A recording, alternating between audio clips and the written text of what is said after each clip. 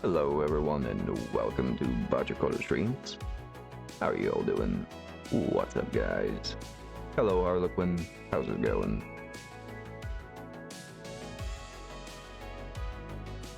Anything new? Anything of old? Anything at all?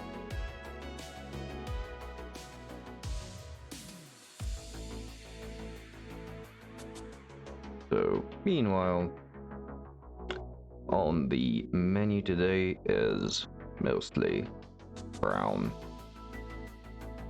Deathclaw brown. We're gonna start with the leathery bits on all of the dudesters. And then maybe... I haven't changed it in a few weeks. I just keep adding a little bit once it evaporates.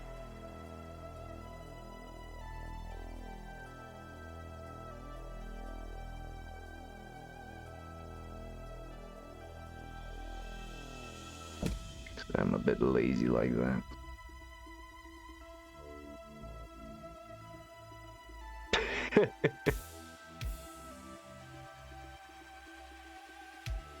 Yeah.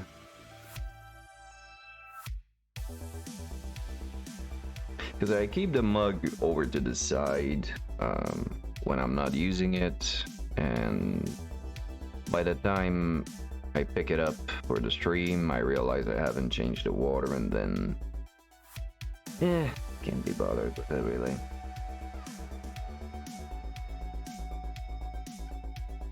It's alright.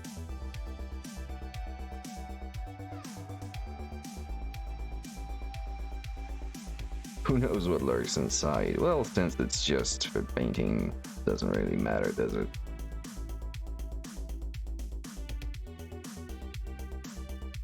I'm sure as hell not drinking it, that's for sure.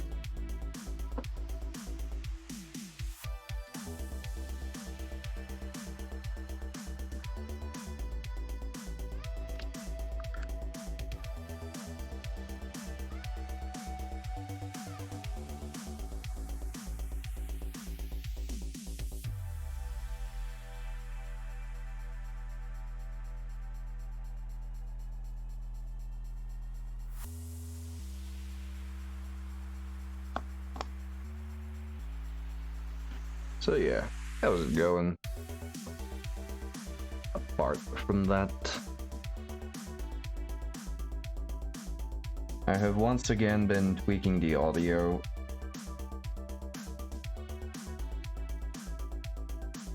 Got rid of the lav mic and back to using the camera mic.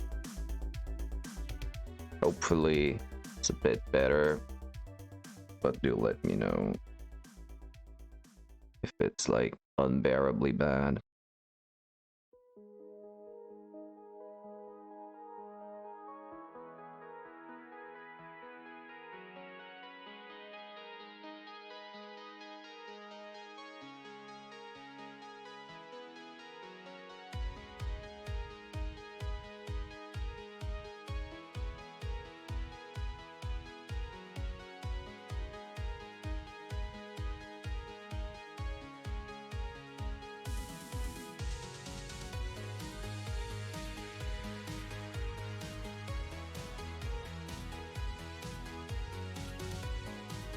Great.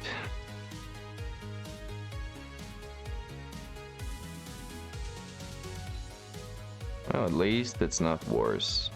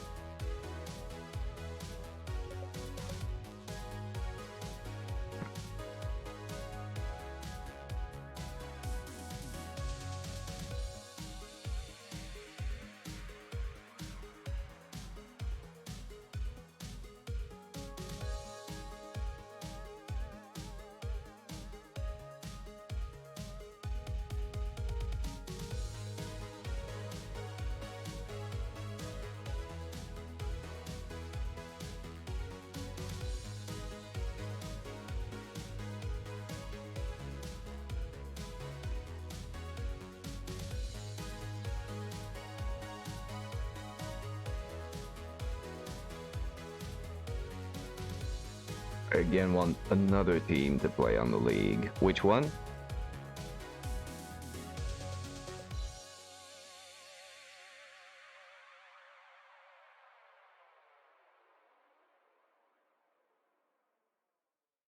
Hyped about Troll Chaos.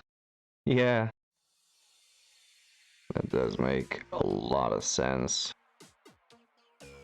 I actually think that if you start off with a little bit of a bloated Chaos team, as in a little bit more rerolls, in the new edition they will be quite good.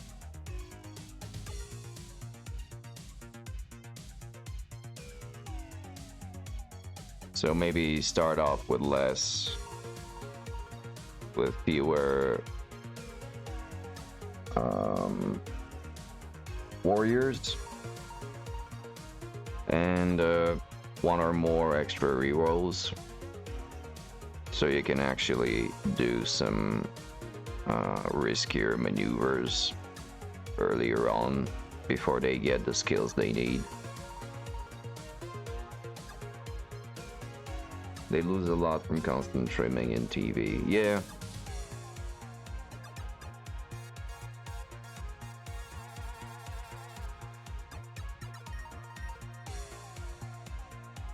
But do you mean like through attrition or just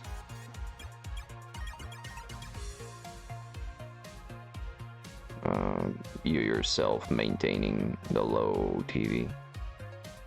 Suffer from no claw, mighty blow, pile on.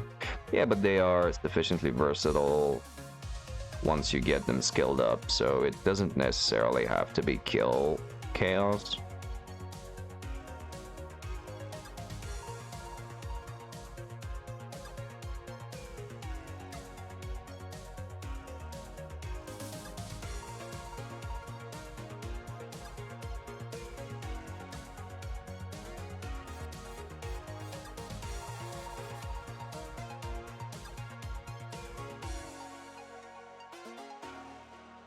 Each new season, you start with around 1200 in best. Okay, from that point.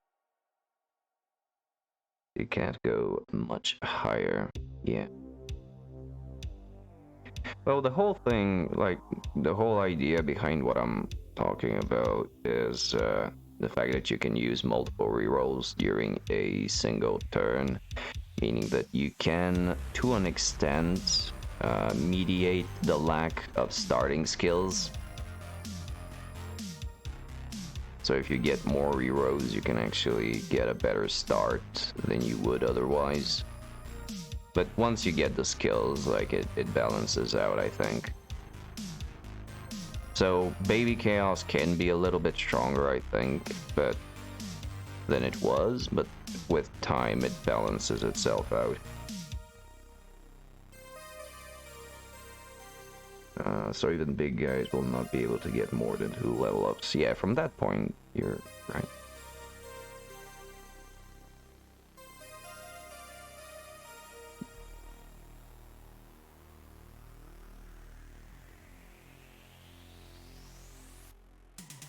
Sure, I even read that you should let some rerolls off.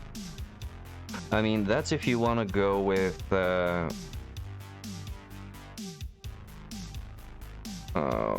if you want to start off with the positionals, which is to say the warriors.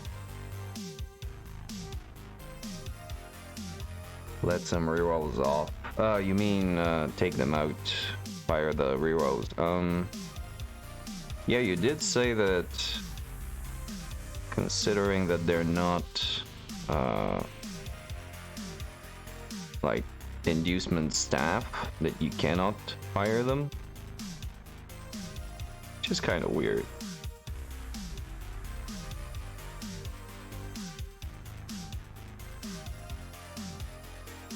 What kind of troll do Chaos have? Is it the regular one or the trained version?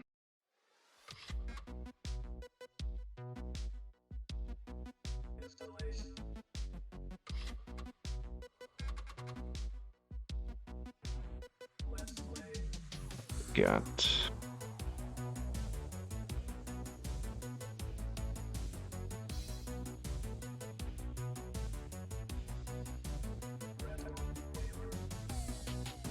Throw 4 blockers, 6 basemen, 2 rerolls. Yeah, so you want to start off with full positional lineup. Okay. Fair enough.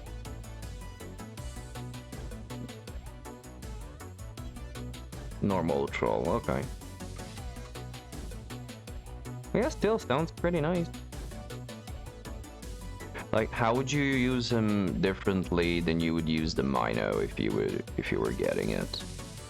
As in, what sparked your interest for this kind of chaos build? Or do you just like trolls? Because that's also a valid point.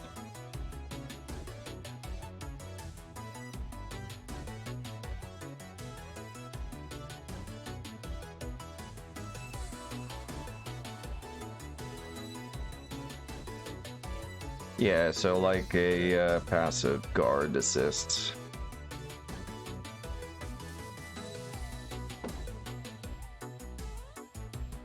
Mino is too much in team when the linemen have horns. Yeah, you're right.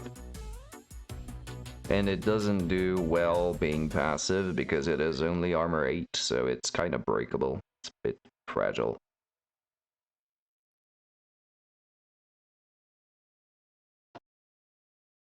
So you can't exactly leave him on his own. Troll with tentacles. Yeah, tentacles is generally, I think, with chaos, what you go for mutation-wise, for your high strength guys anyway.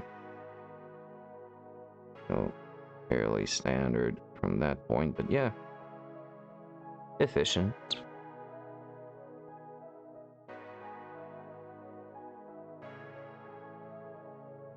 Chaos Troll is Loner 4+. Yeah, okay, so the normal Troll.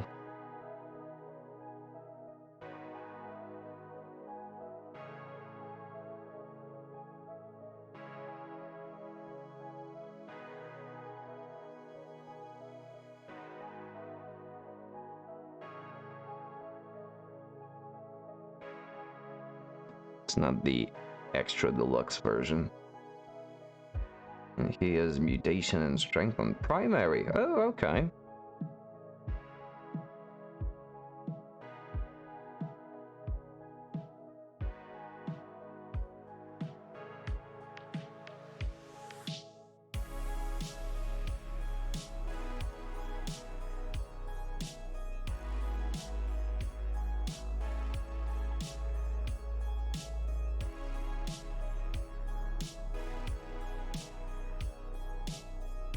Now, would you go for the easier to get skills, like the primary skills first? Or will you initially save up for block? How do you see this playing out? Or have you not thought about it as much?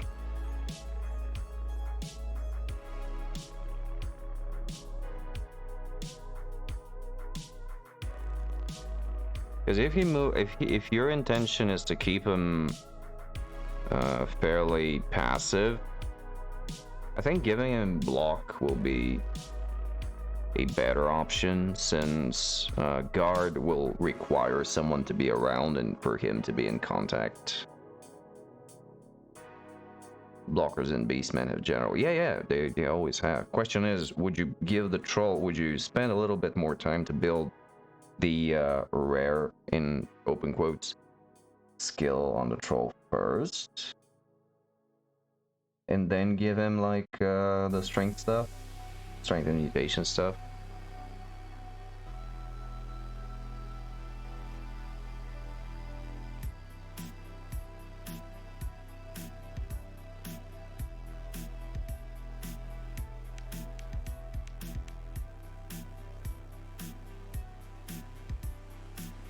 Because one option would be better on offense and one would be better on defense. If you're attacking, it'd be cool if he had guard to start off with, so you just straight up start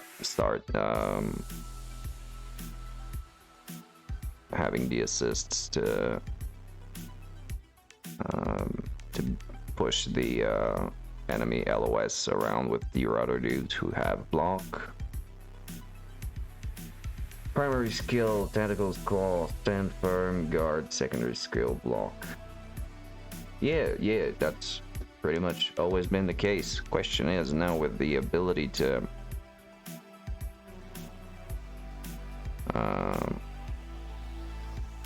choose whether to save up your SPP or blow it out straight away. What order would you give them?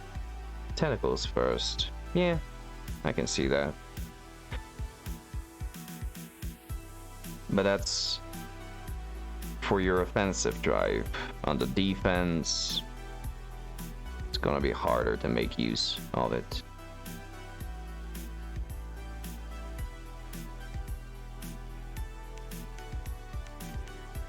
You still can, but it will require to activate the troll. So you can position him to do the most work.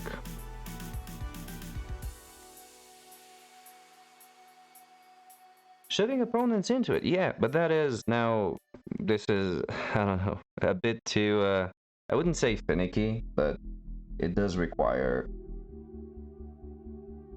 extra thought to be put into it, I guess.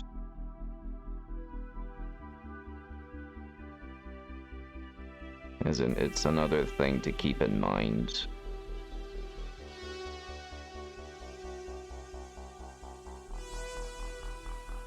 And also it can be, you can overdo it, like you can push too many dudes and as a result give them enough strength to actually thwack them. But that's from my perspective, where I don't really keep track of these things happening, and that's pretty much my own mistake.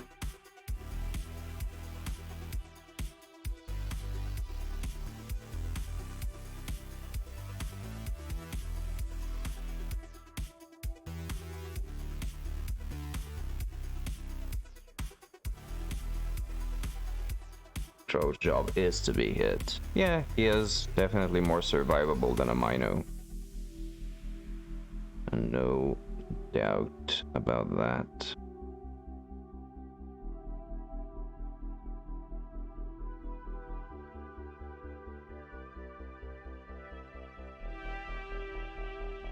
One beastie can easily negate. Yeah, that's true.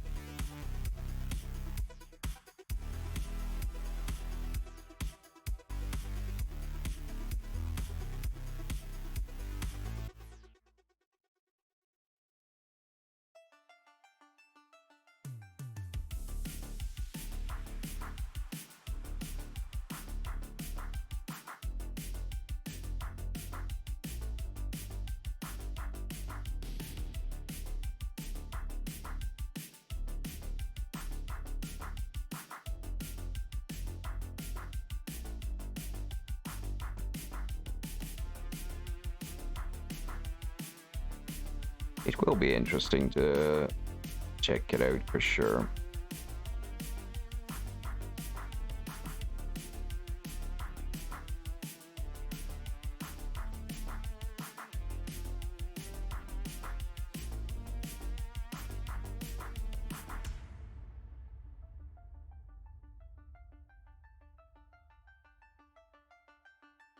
And it will be, for you at least, I believe, it will be a fresh um, variety, like a new playstyle compared to the elves from last season.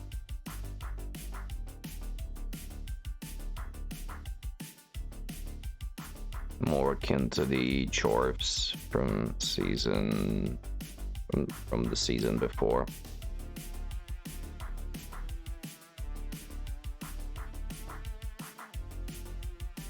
So switching things around may be a bit fresh for you, so a bit more interesting.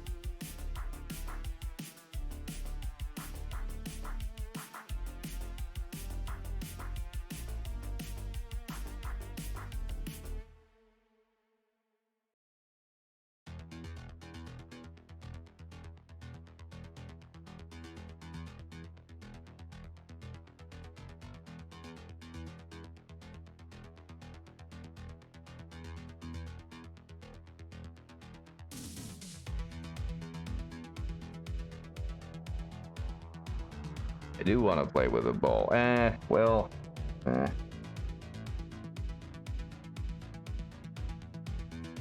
just the rules are not like this. True, true.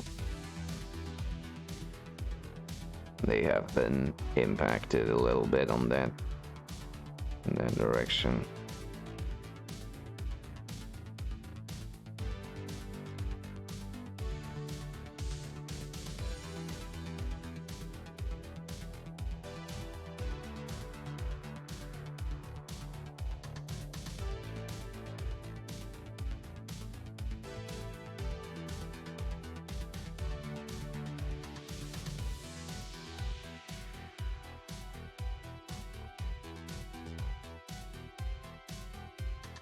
Cannot beat the system, break it.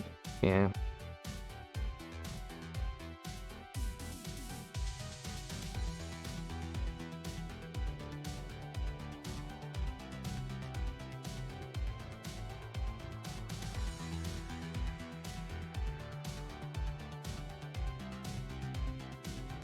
Yeah, so Jimmy Fantastic, he has a theory that Bash will be better in this edition in general.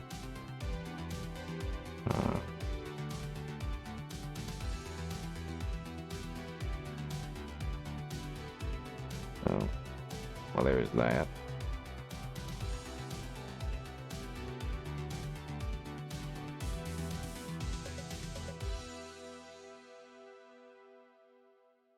And that being said, I don't know just how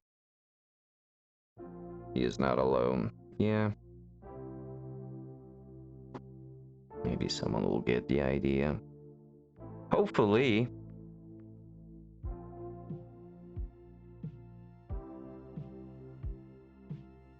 Yeah, no, I'm not stating him as someone who has, like, massively outstanding meta knowledge or capacity for such analysis. And this was made technically before the edition was even out.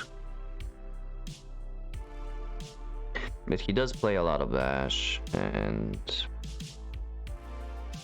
I don't know.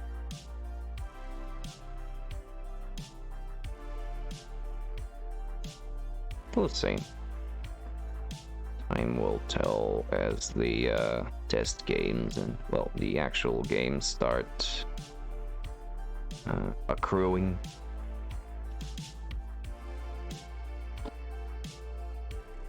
And with the accumulation of erratas and FAQs and all that. Something tells me that there are gonna be a lot of those. And that they will be significant. If I had dwarves, I can lend you mine if you want them. Although they are still in bits.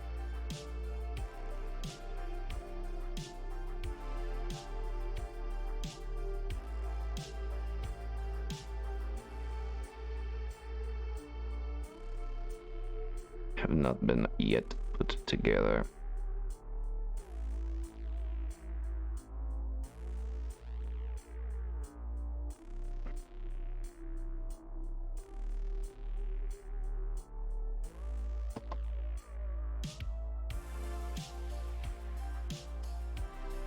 Waiting for something to reach out.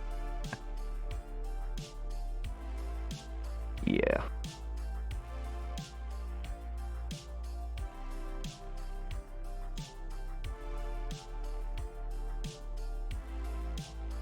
It's fine. It's not much dirtier than it was last time. I don't know why you're picking it up this time so much. I have been, again, playing around with the colors. With the camera settings, so that may be something. Lend me some painted doors. I don't know if he has any, but yeah, sure.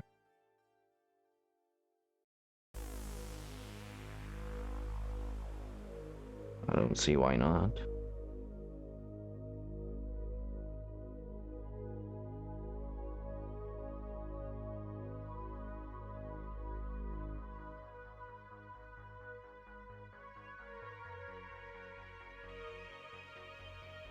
I don't think he has any ambition of playing them anytime soon.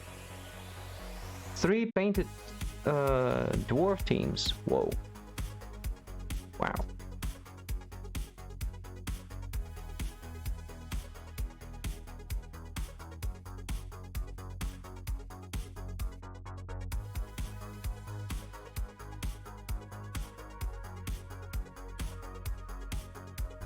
Here I am, diddling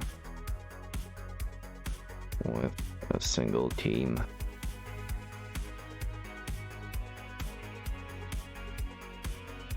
Although comparatively it's not too bad. It's nowhere near as horrible as it was with the Goliaths.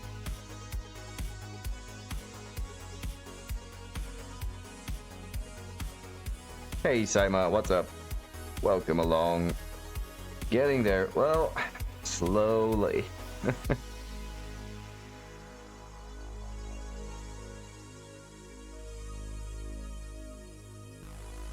Haven't been painting off camera for a while, and that kind of draws the whole project down quite a bit. But it is what it is.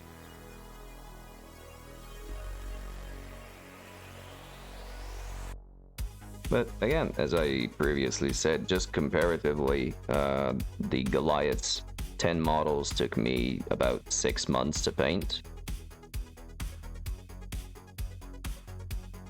Whereas I started this team maybe in November. And considering that I haven't painted for about 2 weeks around the holidays, so November and a half, so about 2 to 3 months, I've painted like twice the amount. So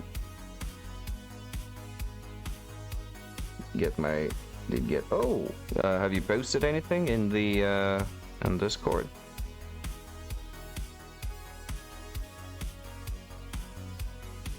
Toying a bit with the tokens. Oh, nice. Okay, let's take a look at them. Do you like the tokens that came with the with this team? Like, they, if memory serves, they were pretty small.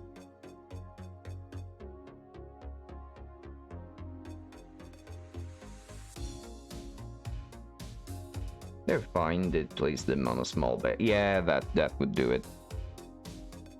Because apart from that, they were really small, if memory serves. Like, the ones for the Dark Elves were humongous, much larger, and didn't necessarily require you to put them on a base, but the ones for the Florence Knights definitely needed a bit of an extra touch there.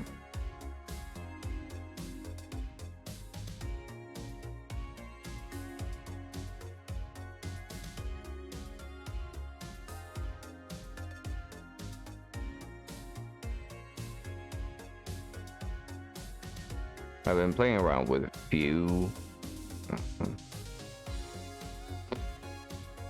some from the World Cup, from the Euro Bowl from 2018,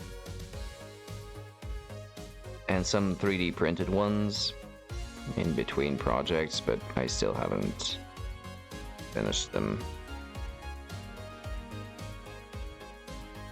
Token wise, I'm not really getting there. Alright, let's just finish this guy off because it's nearly there, and take a look at the knights.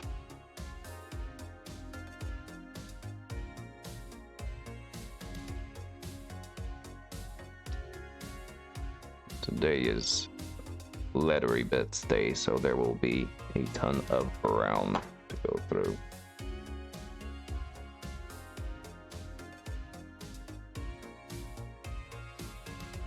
Alright then, let's check out those blitters. Going over to Bretonian propaganda. Oh, there they are. Nice.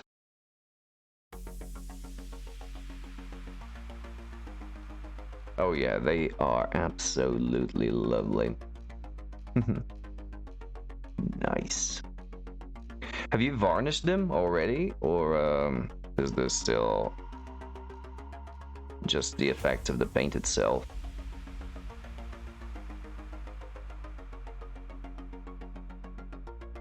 Haven't varnished, yeah, okay. Nice. I dig the warmer, the yellower brown that you picked for the trim here. It works better than what I've done on mine. I think it would have, my dudes would have benefited as well from a bit of a warmer color. The defo, so wait. I don't think I have this sculpt though. There's probably an extra one sitting in the cabin. Skin color is a bit dark. Skin color? That's leather, dude. Them's be leathery bits.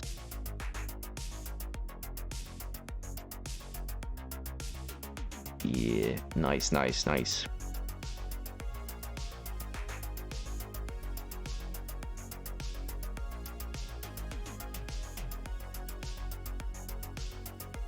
Kind of dig the pose with the fist pointing upwards. I did not get that one in the Kickstarter. Probably added it later on.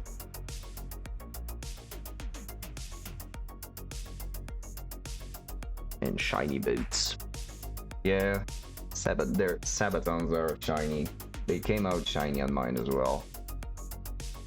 Doing the gold trim is most nerve-wracking. No, not the gold. I meant the let me go back.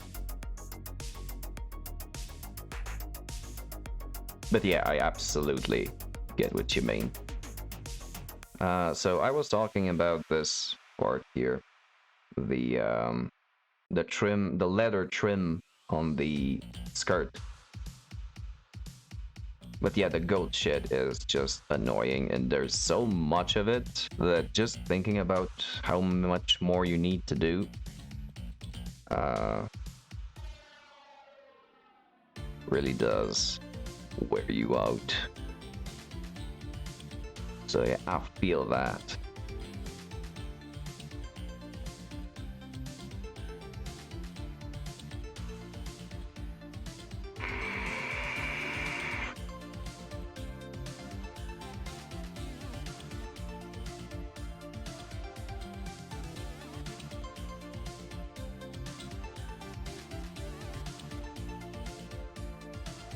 Right, moving on to the next guy. Let's get him done.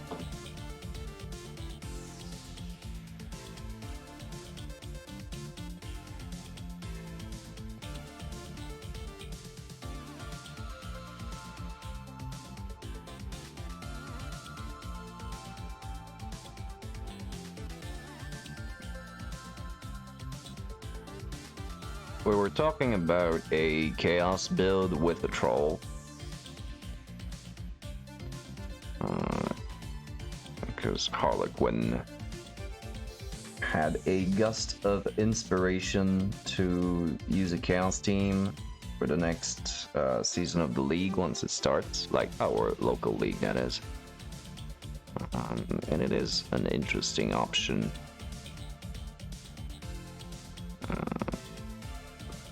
What would your thoughts on the matter be? As in, would you go for block initially, because now you can actually work towards it methodically? Or would you go for the mutations and strength skills first? Knights of metallic guards on top of their boots. Oh, haven't noticed that. Yikes. I painted them all shiny. Yeah, but I couldn't be asked to make that separation.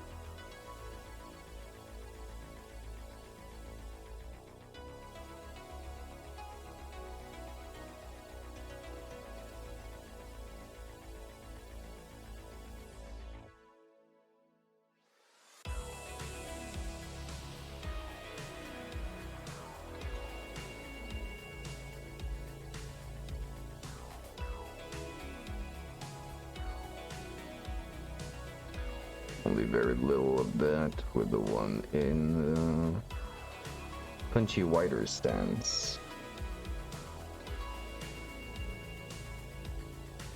Yeah, where you can actually see the calves. Yeah, gotcha.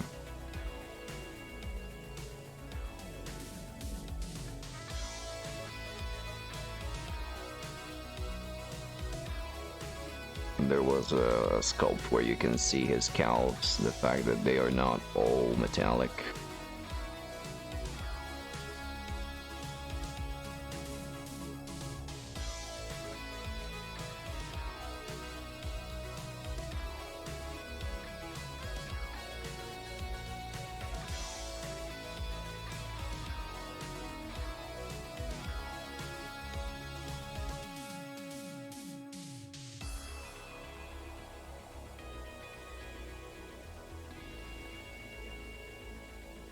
And it was a bitch to paint because it was really close. It was an inward dent, and right next to the skirt and right next to the metallics. Or pick a knight if you want to zoom front and look the back leg.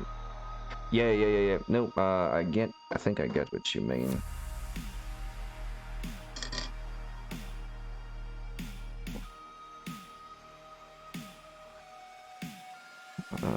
On the left leg. This one. This one. Actually. Yeah, this is what you meant, right? This part here.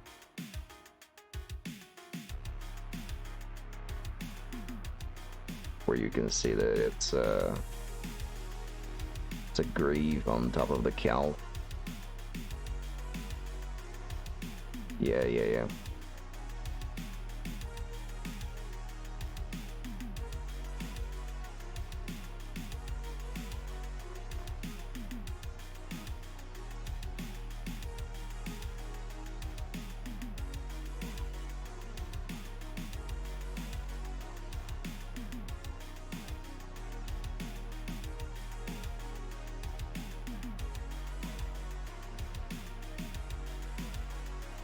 I remember it vividly because I think I noticed it later down on the painting process. Had to go back and redo it. And it was not massively fun.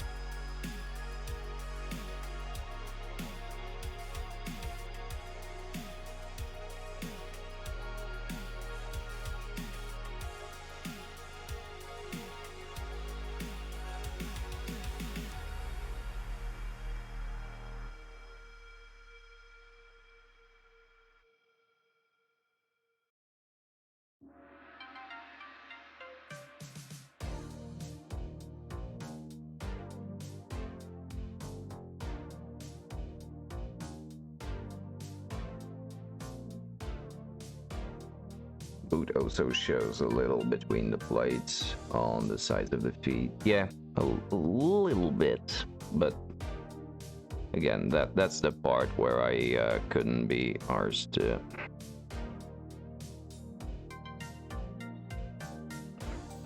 paint it, because it was gonna get kicked in the texture paint for the base anyway, so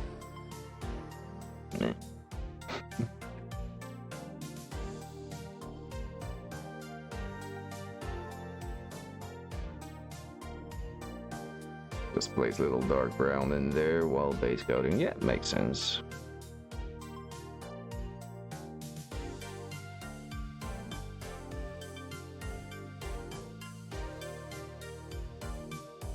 Deep shadow regardless. Yeah, you wouldn't have to build it up too much, or at all for that matter. Just leave it as is.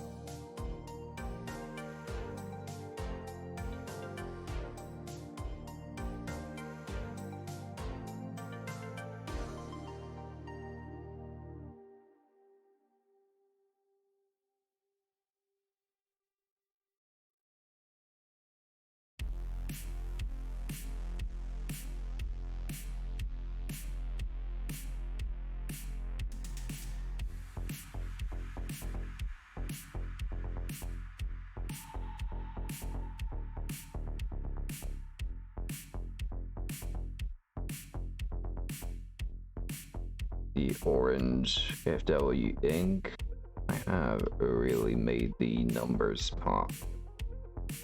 Used to highlight the red. Oh yeah. Was that ink? Nice.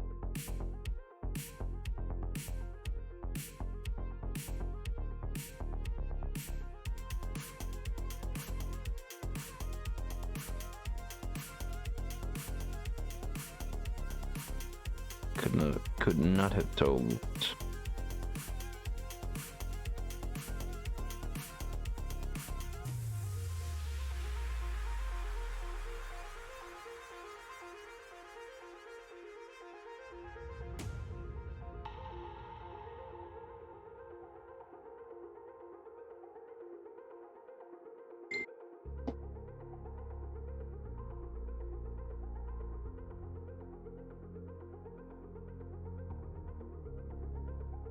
Can't remember if it was only ink or mix of ink and regular orange. Either way, was real bright. Yeah, no, the effect is great.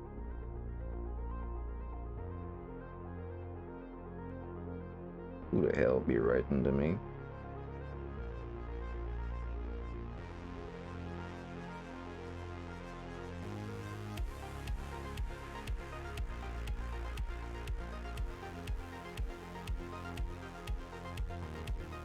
Oh no!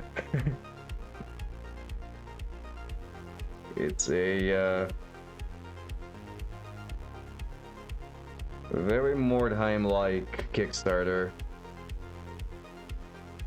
from Heresy Lab.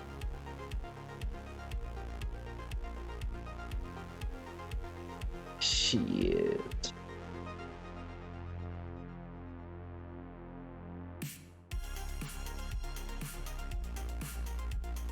Let's check it out on the big screen, yep.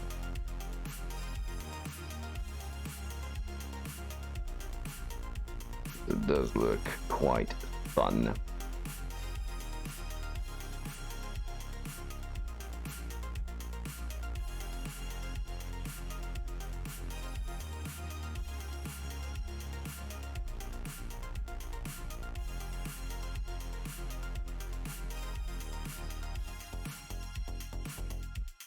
The girls. No, this The one that Emo just shared with us. Witchfire and Sword.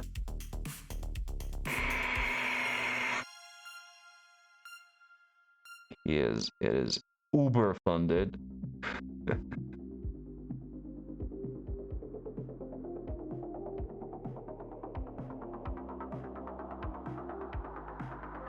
These are the bad guys, and this is the Ember Husario.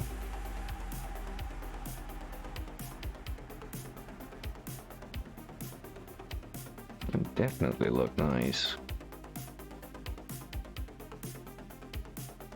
Bad guys are really characterful as well. The baddies. Citizen 4.0. Oh, there's actually an orc there.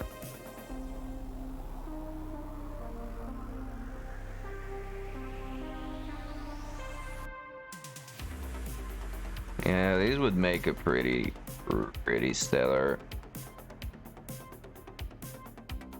Find these minis expensive on the site. Yeah, what are the pledge levels? Get 5 models of your choice for 28 bucks. 1 Warband STL. Eldorado vibe. Yeah, you can tell that. Definitely say that. There are some printed versions. Order of the Flaming Lee.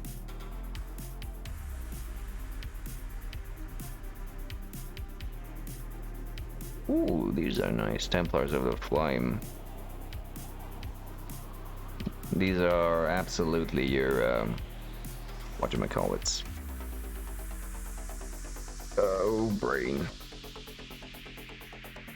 Yeah, €6 per model is a bit excessive, I think. Although it's kind of in the ballpark, I think. Usually around that. If you want to cast Sigmarite Sisters, yeah, that's the one. Because I was thinking about running Sisters of Sigmar, but I'm gonna try and make the Untamed Beasts for Warcry work somehow.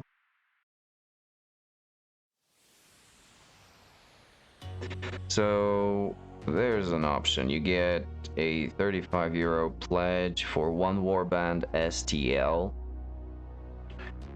which is around what? 3 and 1, 2, 3, 4. So 12 models. That's gonna come out to about 60 bucks to print. And with the 28, so 60, €30. So this warband, if you get the STL for it, here, you get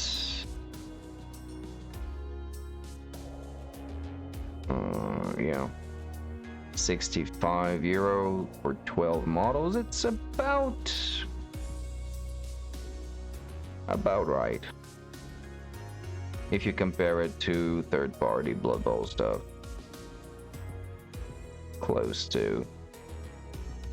What else do we got? We got €58 for 1 warband from 4.0 version in resin.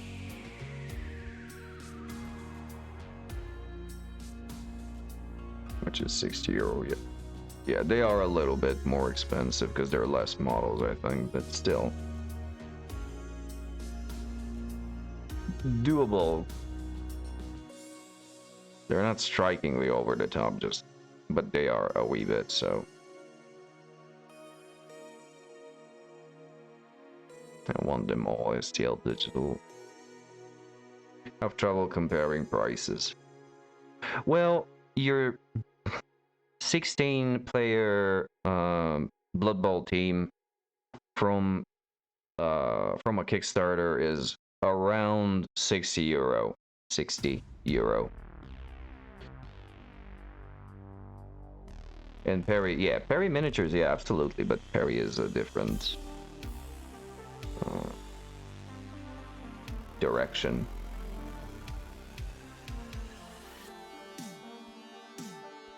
So yeah, if you get 16 models for 60-ish, and then you get, what was it? You got 10 models in resin for 60, so you get about 50%-ish overpricedness.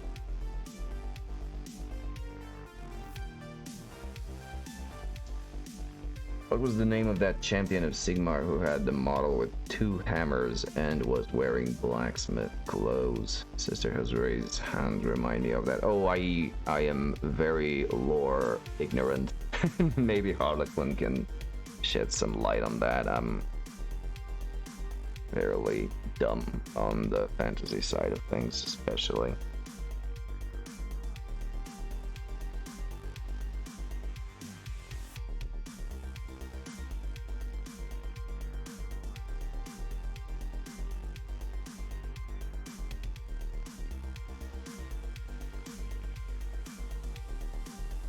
Valton, okay. Valton. Ring a bell. Few things to do. So yeah, for this Kickstarter, in regards to cast models, probably not the best price ratio. Maybe the STLs have a little bit of light. It would be better bang for buck. Not really sure.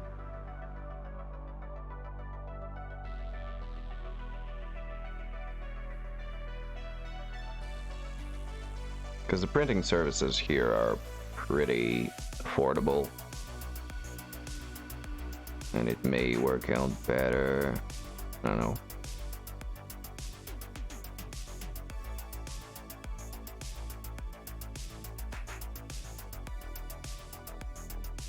We can talk to Ammo afterwards. Maybe we can back it up, co-back it up. Especially for STLs, and then we can sort of print our own shit. Middle one is the most iconic when found. Alright, let's take a look at this one as well.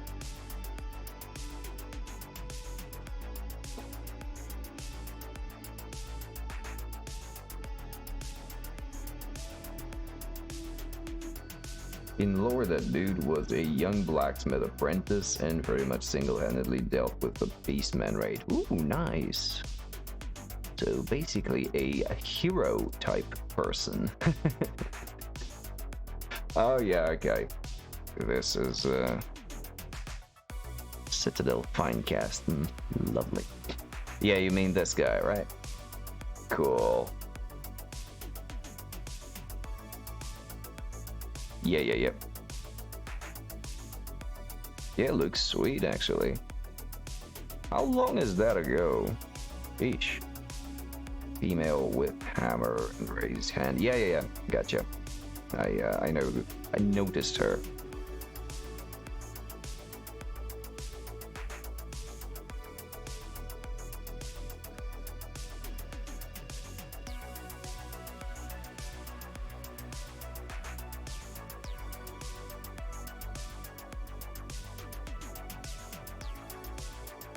Maybe someday I'll get around to doing the Joanna thing. But I don't know, because it's gonna be a long, heavily converted project. And I kind of want to knock out make up a little bit in terms of quantity this year.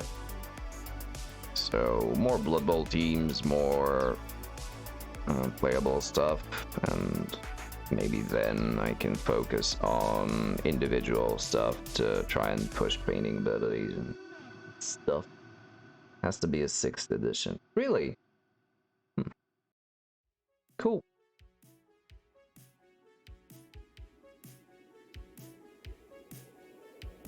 It would be interesting to see what kind of models GW will now bring back with this new with the new game that they're gonna release. They teased an Inquisitor, a Witch Hunter that looked pretty decent. So I wonder what else they will bring about that can be used for their older games, such as Mordheim.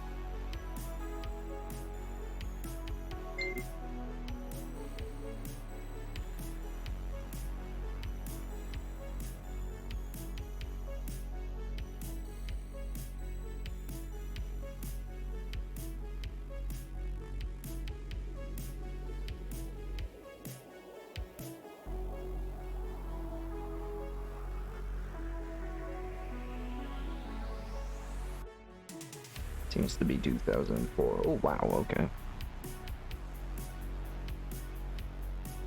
Yeah, because I keep thinking in 40k editions, and they are not chronologically the same between 40k and fantasy. From where I found the pic. Yeah, okay.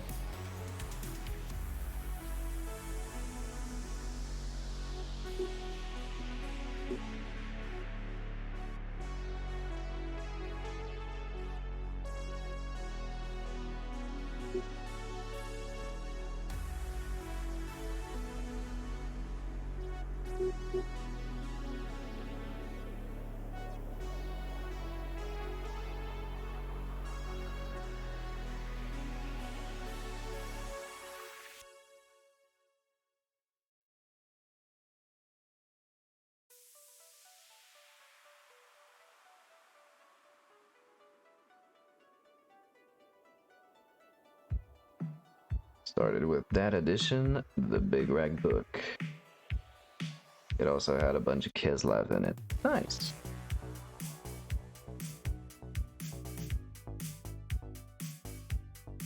Some Dogs of War. Don't even know what that is, unfortunately.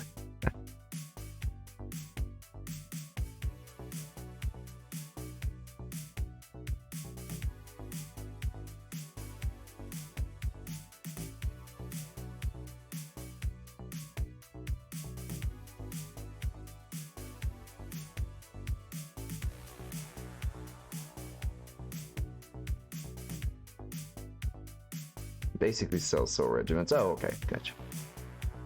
Mercs. Yep.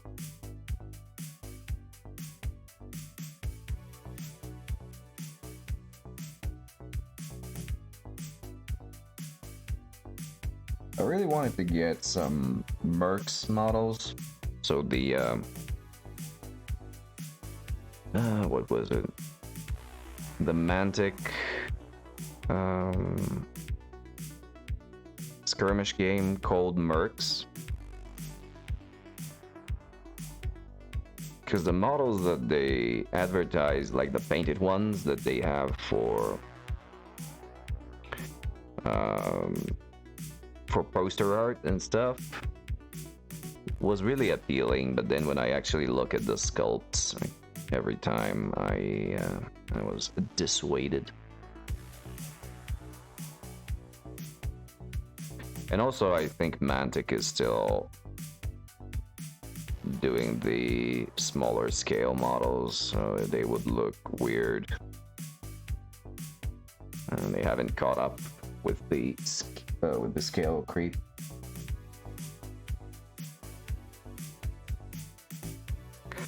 As I found out yet again when I tried to get some Amazons. I mean, I was aware that was going to be a thing, just not in that harsh of a way. They were really tiny. I can still do something with them, but I haven't figured out what because they are very nice sculpts. Dude has the Mario look, yeah. He does. Yeah, even red a little bit on the scarf.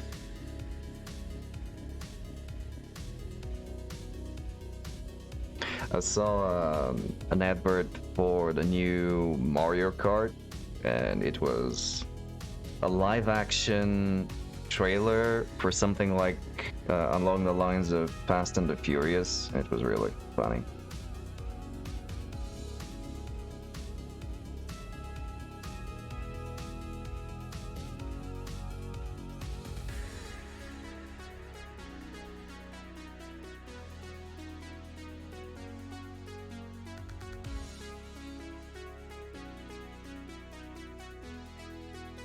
Really taking too long with this step.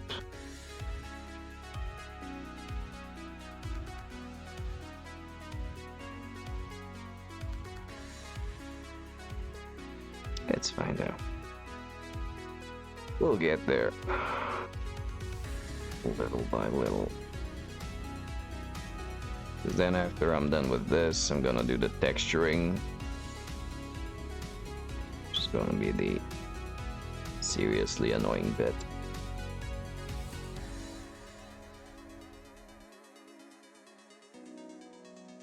And then just a bit of a wash, and that'll be that. With the brown stuff. And by stuff, I mean details.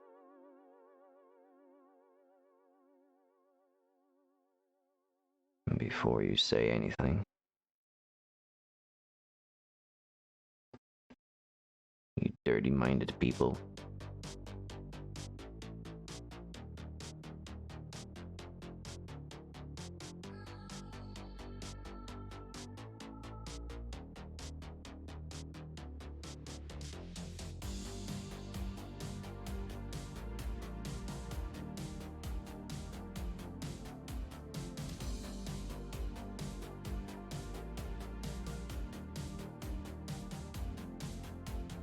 So basically what you're saying is that this guy should get leaped the first chance he gets, right? That's essentially what you're telling me. This Lino should get leap immediately.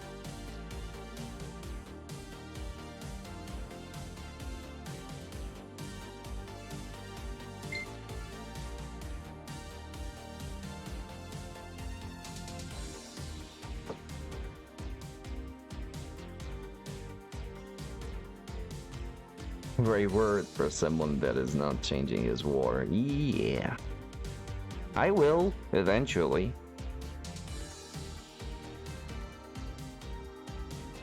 It'll happen. You'll see.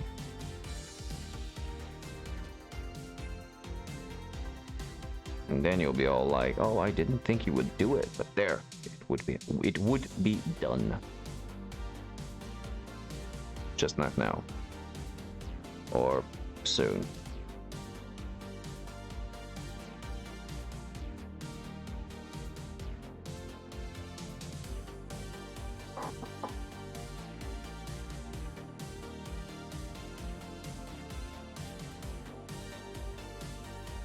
What is all of this messenger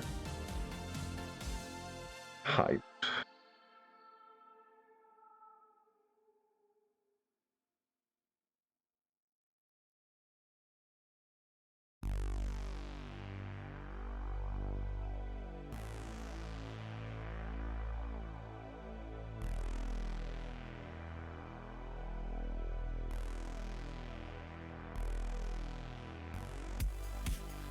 What's that about? 100 Kingdoms Militia. Oh yeah. Solid.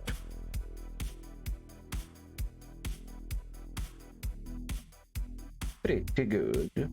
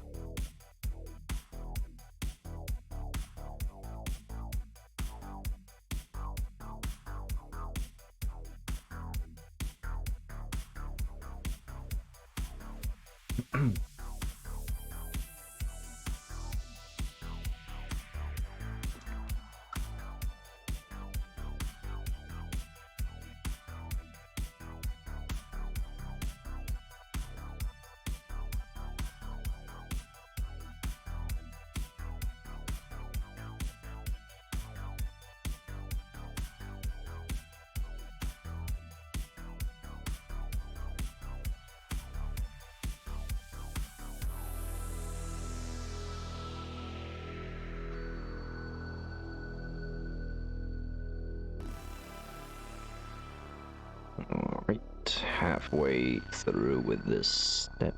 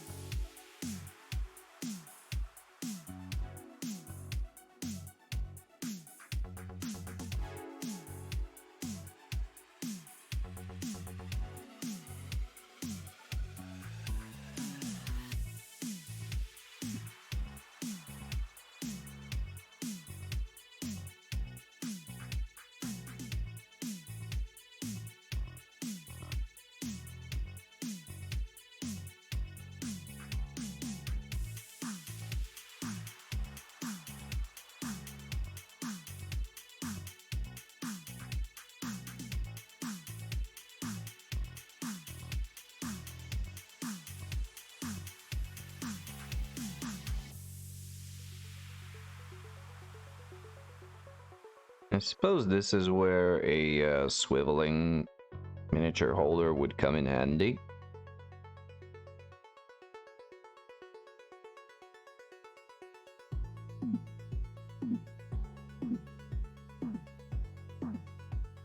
But I can do without it.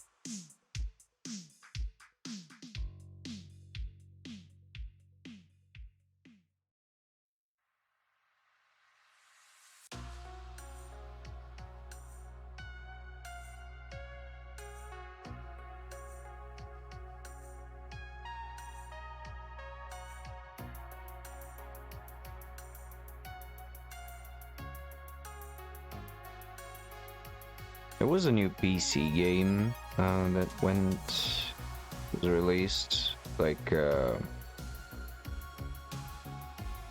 Warhammer one, Chaos Bane, I think.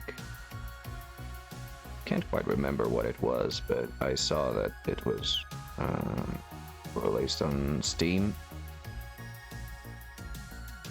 yesterday or the day before, something along those lines. Is anyone interested in acquiring it, or have you even been following it for any time? Because I just got a buddy of mine who told me about it, and I put it in my wish list just to keep an eye out. I haven't really checked out what the hell it is all about. But there will be a 40k variant of Vermintide. Sounds kind of nice. That's probably the one I'll be looking out for.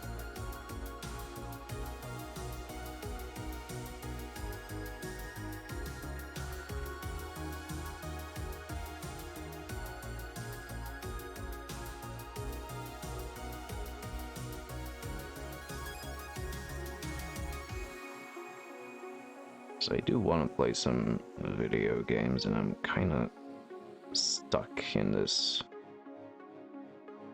mood where nothing's really grabbing my attention. It'll come to me for sure, but for now it's a bit uninspired. So this is what's giving me sort of the urge to look around to see something. This is why I'm bringing up all of these games up. As part of a talking point, if you will.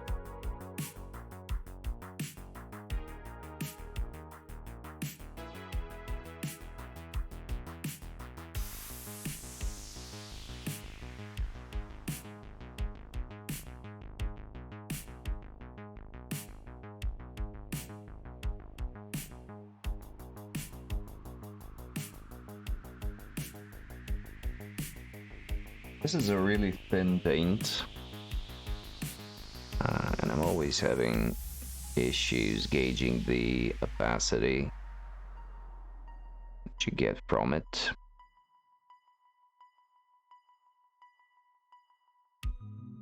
It works very well as a layering color on top of the Mornfang brown,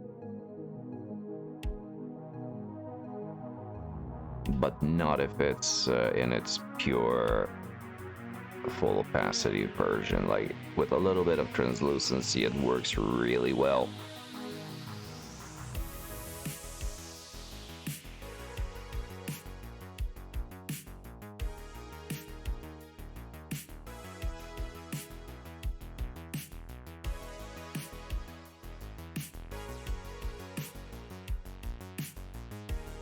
But it is a little bit on the hard side to gauge properly.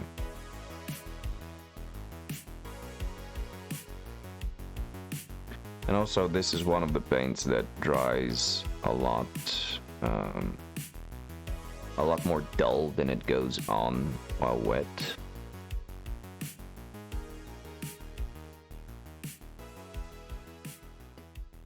In other words, it's a very two coats kind of paint. Which would be good if I was working on less models, but under these circumstances,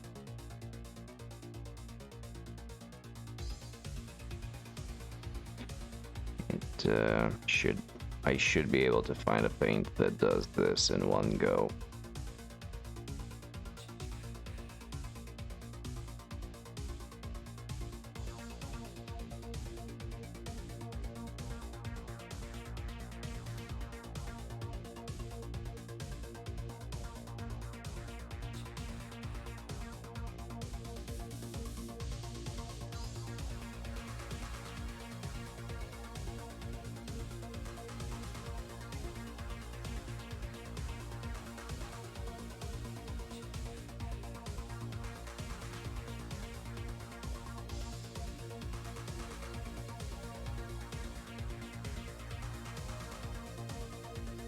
I think I messed up the colors on the camera again. Which is annoying. Oh well. I'll fix it next time. Or I can try and fix it now. I think the color needs to be a little more.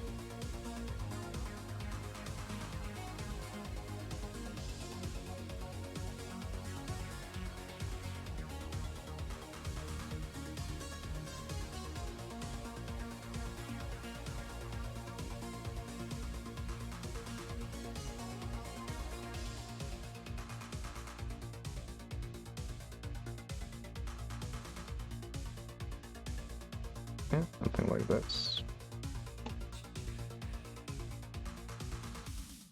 Should be a little bit closer to the truth.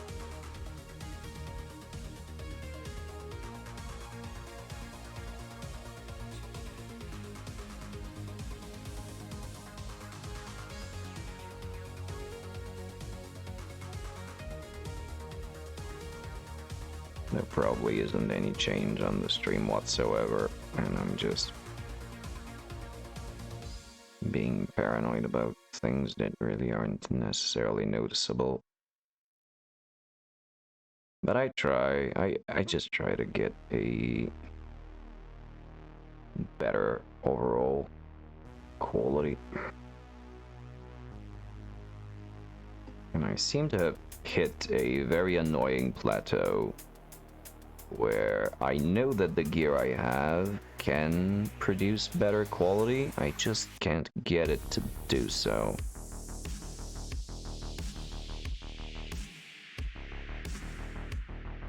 And it keeps spinning in circles in regards to the changes in settings.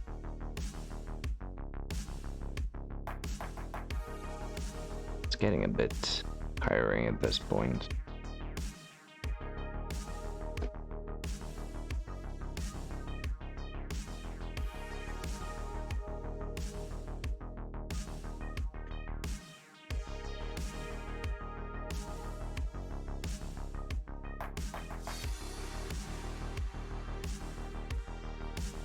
The fact that the lav mic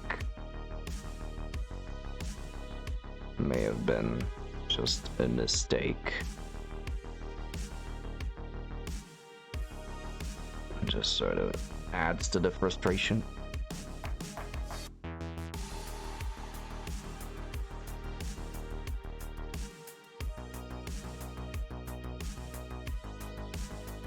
But we'll get there.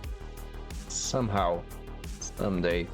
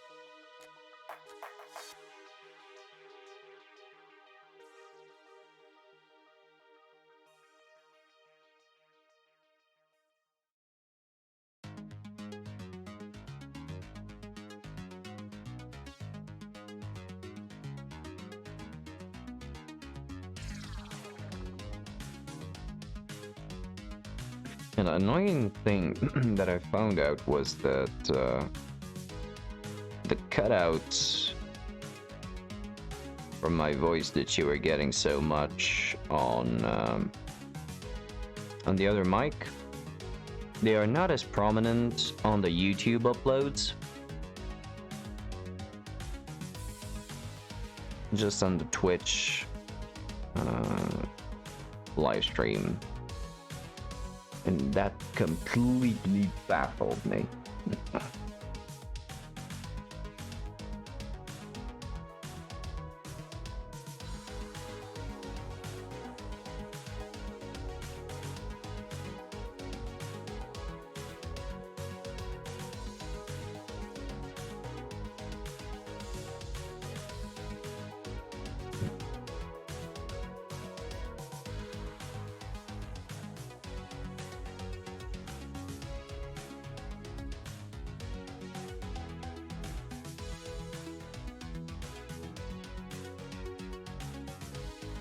This is what you get. I have zero idea of how to do sound engineering. So these are the results I am, for the moment, stuck with. And same goes for the video setup.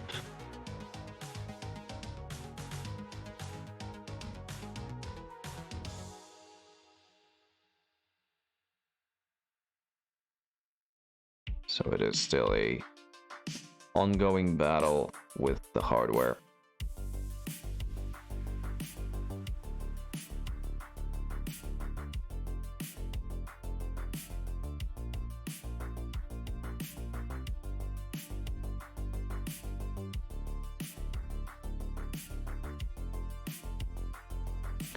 I'm not giving up.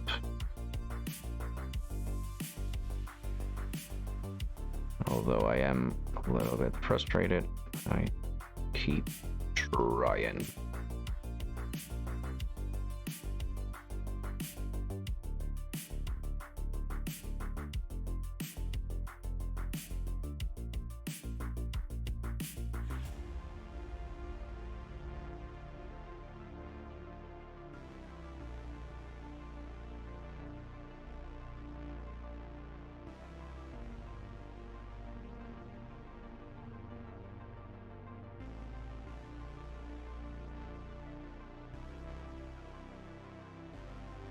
Hey, Nucky. Yeah, that's what Harlequin would have you believe. But I have yet to see any signs of life on it, in it, or around it.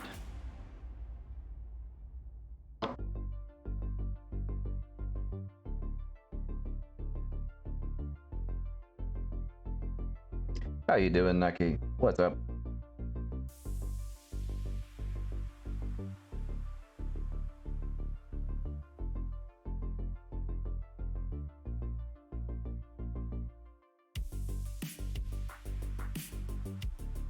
Third for coffee to chocolate. It's this is my amazingly consistent color calibration in between streams. So technically it's the same color, I'm just playing around with the white balance and everything comes out wonky every time. And that is part of the moan that I'm having, just a little bit of a moan in terms of getting the hardware to behave the way I would like it to, and be able to get a bit more juice out of it.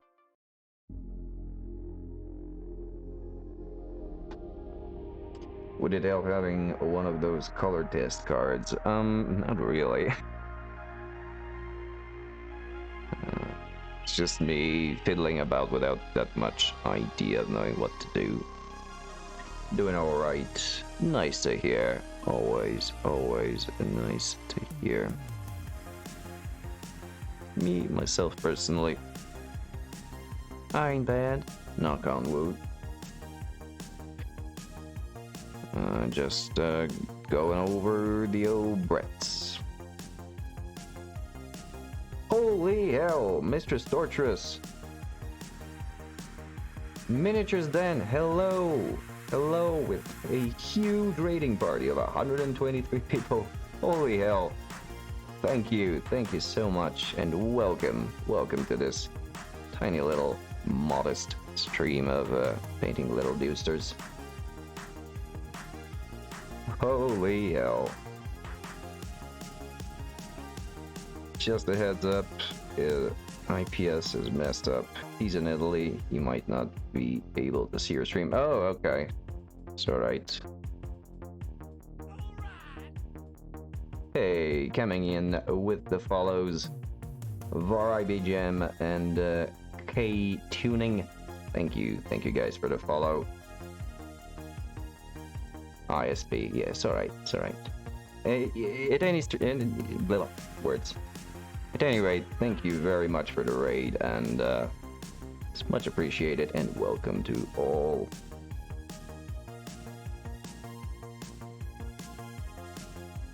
Nice pipes, dude. Never do radio.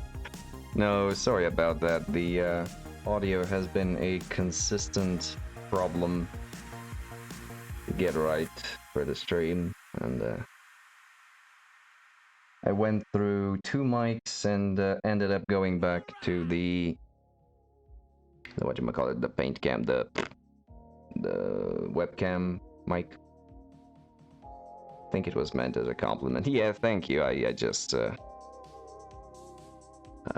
always turn that into the weak point. And more follows coming through. Wait, wow, I have to actually scroll down for all of this. Holy shit, thank you so much, guys.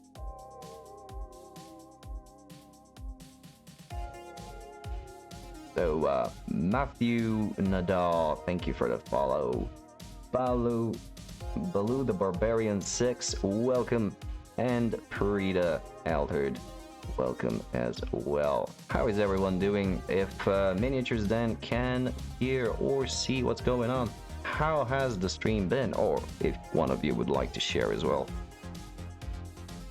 Where is this from? Never seen Brett that look this proper. This is a Grebo team. The company is Grebo, based in Florence. These are a third-party Bretts. Ugly Mood 4510. Thank you for the follow as well. They had this Kickstarter about, I don't know, 3 to 4 years ago. Yeah, thank you, Naki. You can go there, you can check them out. They have a ton of very nice looking Blood Bowl miniatures. This is the Florence Knights kit that you can use for humans, Bretonnians, and with the new edition you can also get a few extra dudes to count as Imperial Nobility, which is what I will be doing.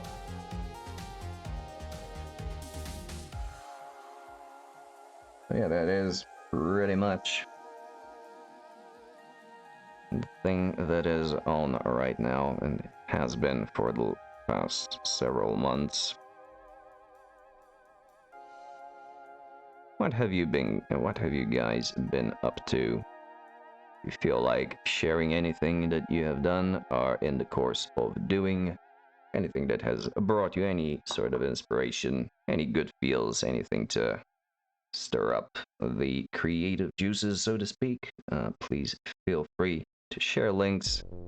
This is a link-friendly chat, and just in case you wanna use Discord server as a dumping ground for all sorts of quick snaps,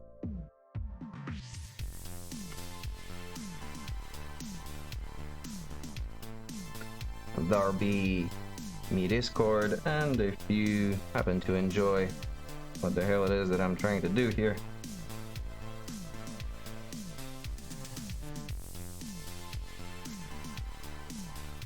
you can also check out some of the stuff, some shameless plugging. Shame the Blood Bowl Nobles aren't as good in Blood Bowl 2020. Yeah, they are a little bit of a clunky team, but I'm actually gonna use them, like I said, the ones that I'm painting right now, I'll be using them in our next tabletop league once that is technically possible to happen. And I will give them a fair shot to see if I can make them work. They are clunky, but there is some charm to the new rules that they've given them. I am a bit sad that it was at the cost of actually making the Bretonnians official, but yes, you win some, you lose some.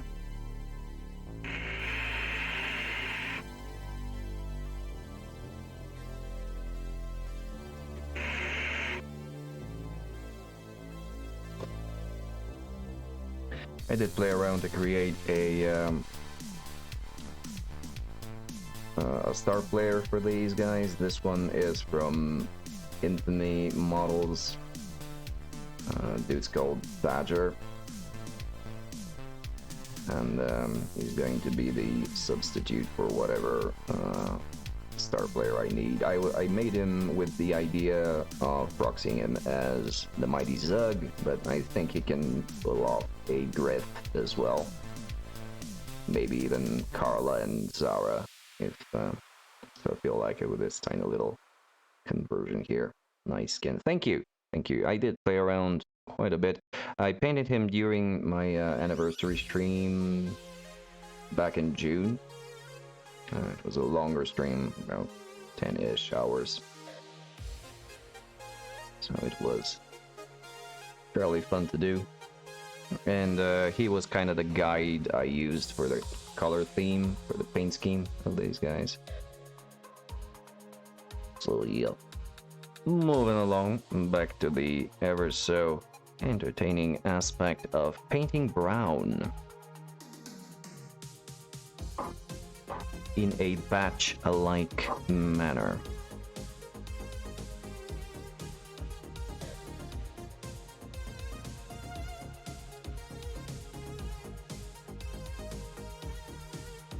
So how's everybody doing? How is the middle of the week treating you? Hopefully everyone's fine.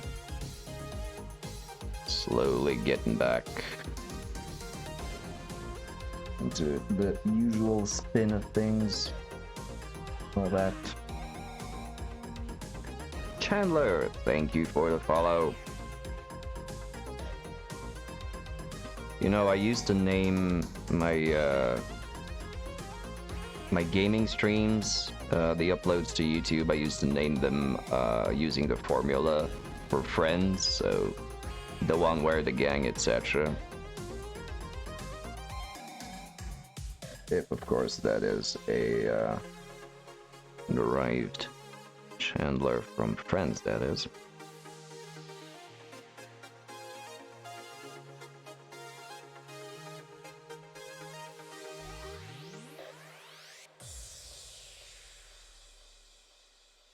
This is just really rough sketching to give a little bit of interest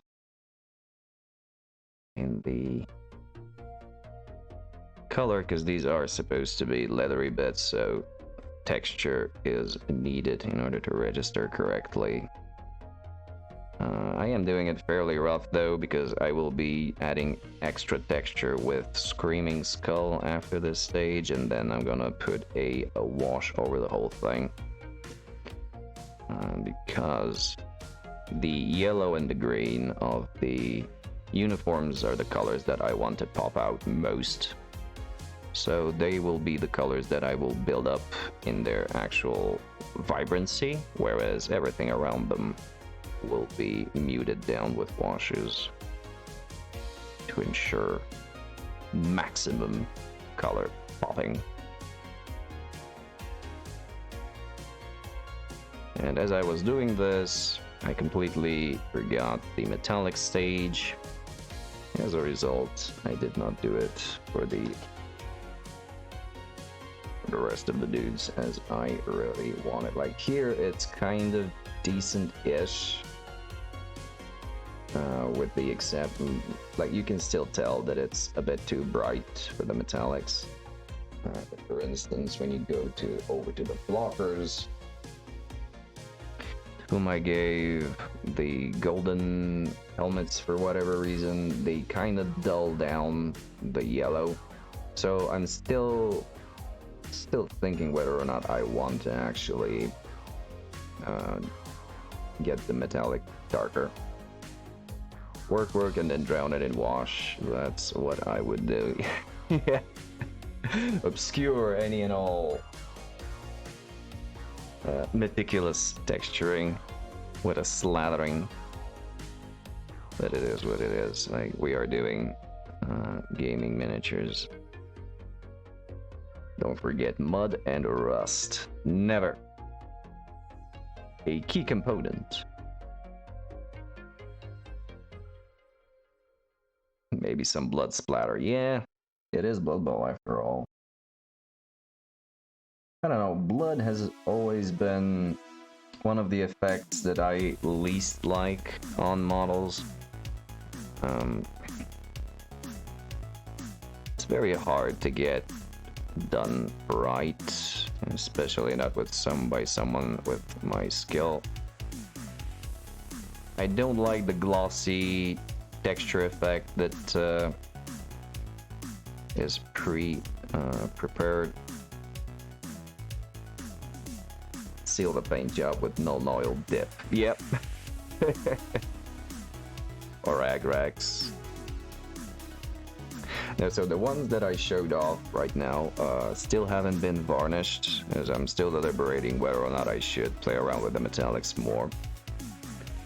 But whenever I do, I will use the AK Ultra Matte, and that will dull down the shine, so the only thing I really need to call it Nurgle Cultists, yeah.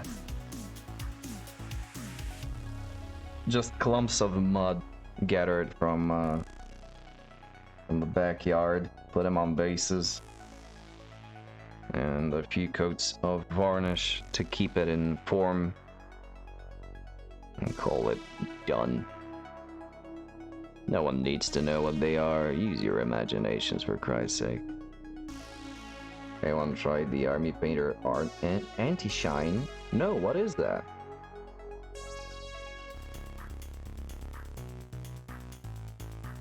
It's not the dip, is it?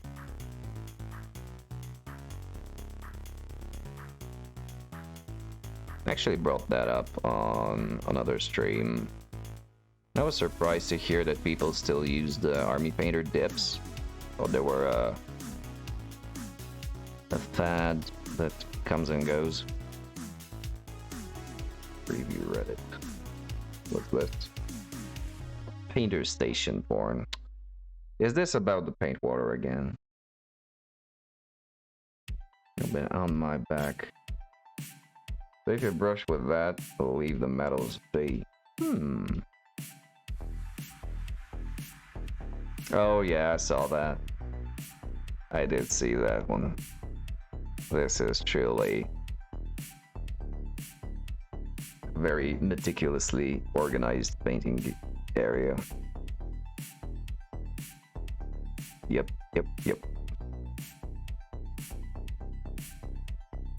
Yeah. Especially this humongous screen. Holy shit. Yeah, this is too neat to be a painter's anything. Needs more grime. Maybe a quick null oil dip. Just a bucket of null oil spilled over it, that would make it more artsy. I would hate to dust that. Just don't.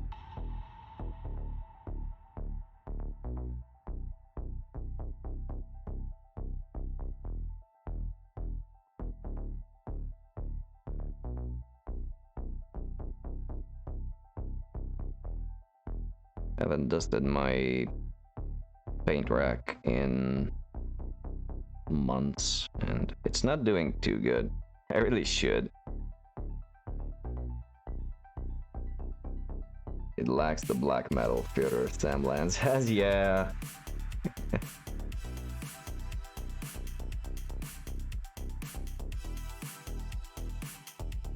The Miniac painting table is also nice with the brushes and the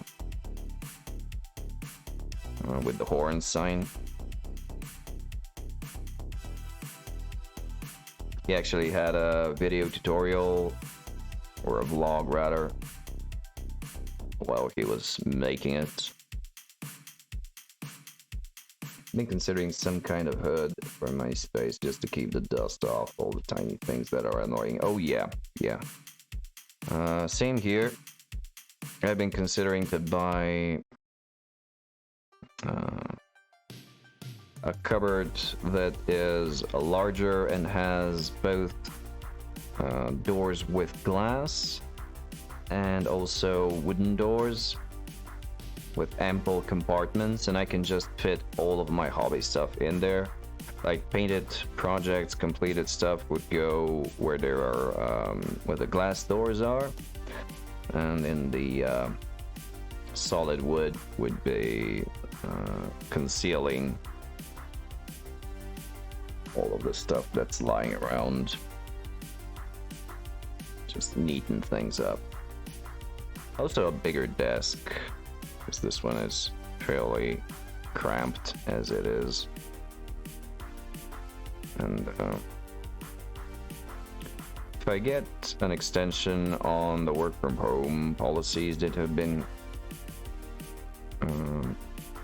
that I've been working on there for the past year, it might justify getting a new desk anyway, and I will use the opportunity to pick out one that suits all of my needs, not just businessy type stuff. So that'll be cool.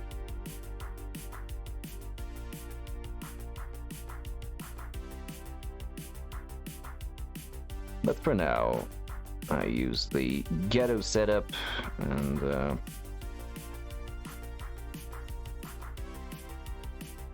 yeah, well, it works. Let's just say that.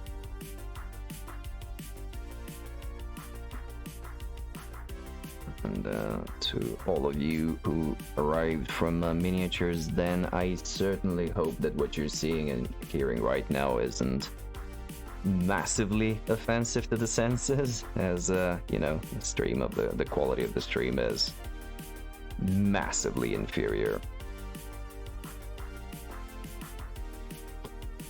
But I am working on it. Not making much progress, but I am working on it. I can assure you of that.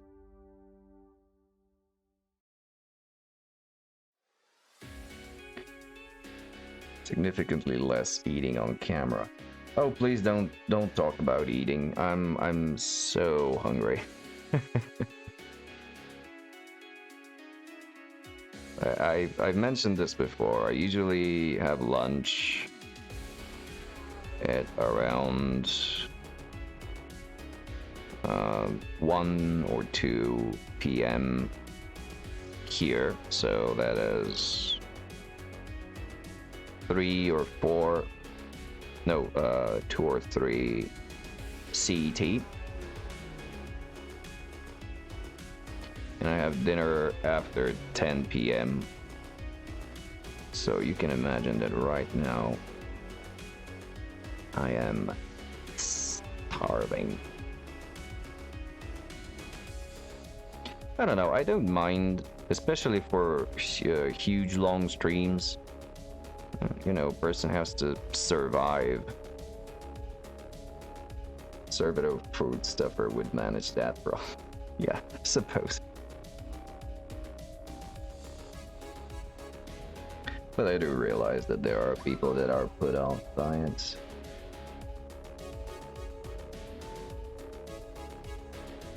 In my case, it's fine, because I only stream for about 3 hours a day, like twice a week, so it's easy for me to not have to include this as part of the stream, but, you know, Like Miniatures Dan, he is streaming like what, 8-9 hours a day.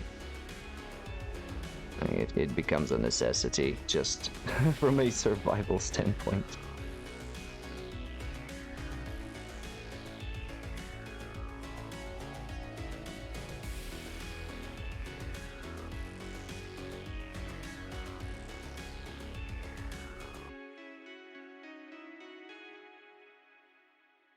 Really dislike the sound of people eating, but I must mute it for a bit. Yeah, there was actually a name for this. I think it was misophonia, if I'm not mistaken. If when you're particularly upset from hearing people eat. Correct me if I'm wrong, but I think it was misophonia.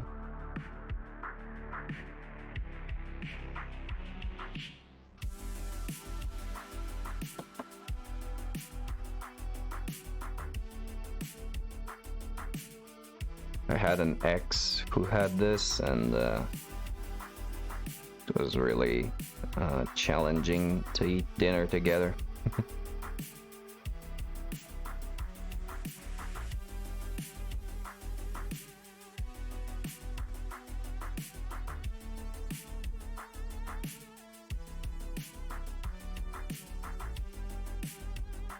General term for panic-inducing sounds. Oh, alright, so it's not limited exclusively to anything food related. Because there's nothing in, yeah, whatever.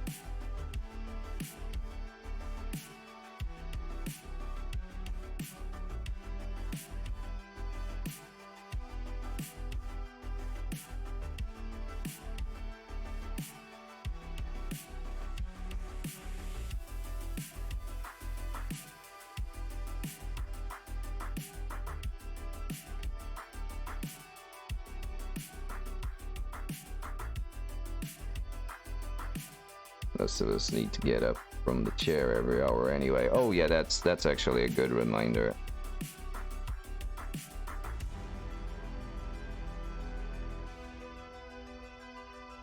What's the time now? Yeah, I'm gonna do a quick break in like 10 minutes or so. Yeah, thank you for reminding me. Got a little caught up with stuff. One of the streamers I watched had a point of redemption for posture check. Yeah, that's actually the first thing that came to mind. It's quite so drinking water, taking a break, refocusing the model on the camera. All of these are absolutely valid use for stream points. Yeah, I might do that. I might integrate those just so that you guys can have anything to use those on. Because right now it's pretty desolate.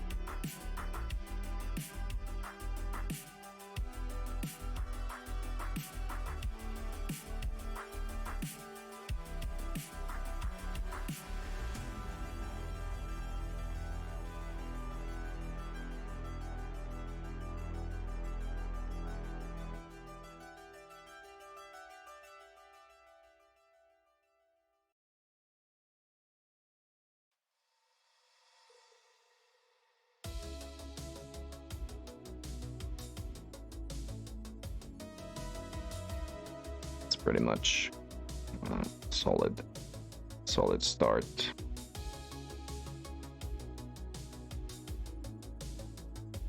Walrusing in the chair. Posture? Oh yeah.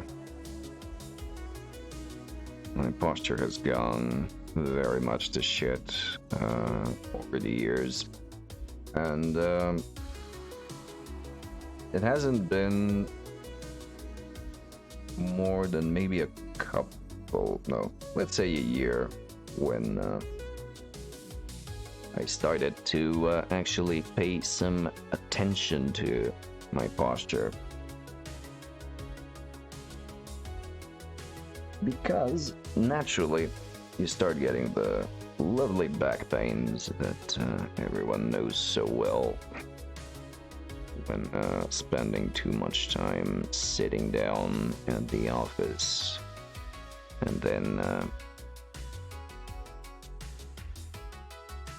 go and sit down on their own chair at home to paint or play games or whatever. And over time, it actually does become a problem. And for someone like me who already has a injured lower back, that goes double, not triple. But I think I am somewhat managing in that department to score some sort of development as an improvement. Has anyone used any of the 3D mini printing services like My Mini Factory? I think Harlequin, your dice tower, wasn't it from My Mini Factory? I think they're decent. Like, My Mini Factory is basically a retailer for STLs made from other people, I believe. At least I've seen multiple creators have accounts and submit STLs. I think it's alright. Actually, I one of the Kickstarters that I took a look at last time, Loco Printer, the dude. No, talking about the place where you got the STL from, not where you printed it.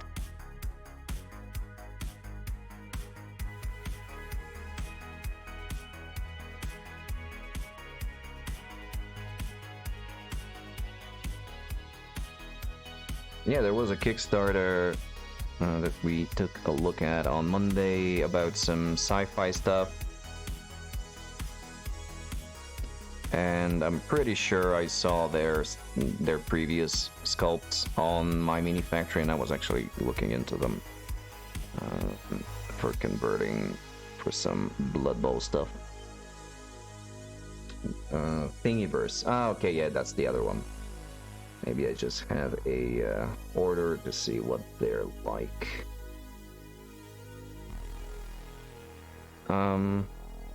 I think they're okay. Like, I've heard people mention My Mini Factory, and I've been looking through it. It should be fine. I made coffee an hour ago and forgot it in the kitchen. Nucky smart. Well, you just wanted iced coffee. Like, you thought you wanted warm coffee, but you actually wanted iced coffee. Also, a buddy of mine really does prefer cold coffee as opposed to the fresh off the machine one.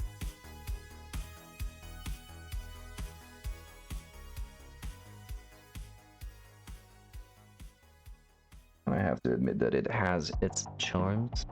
It's made differently, yeah, but it's like a scoop of ice cream away from becoming what it needs to be.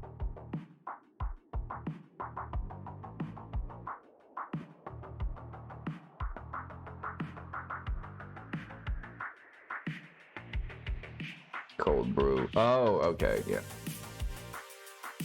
Yeah, cold brew, cold press.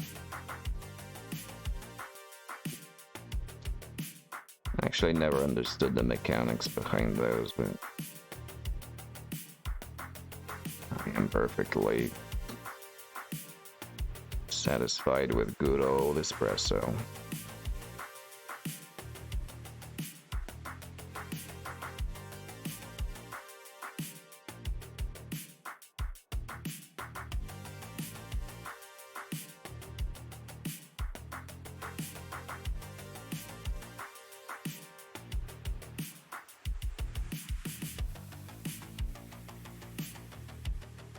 Can never go wrong. Yep. just letting it seep longer, but in cold water, really, I think. For the cold press, I don't really know. I've seen the tools to use it, and it looks like a plunger in a bucket, and it's kind of weird. You put ground coffee beans in water somewhere dark and forget about it. Oh, fair enough. Don't know how much that'll work, but...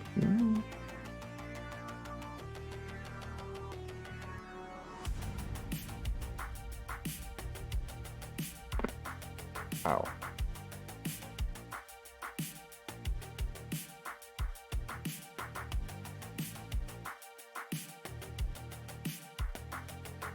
It works.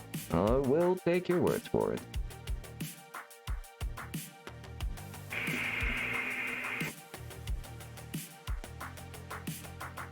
Oh, okay, fair enough.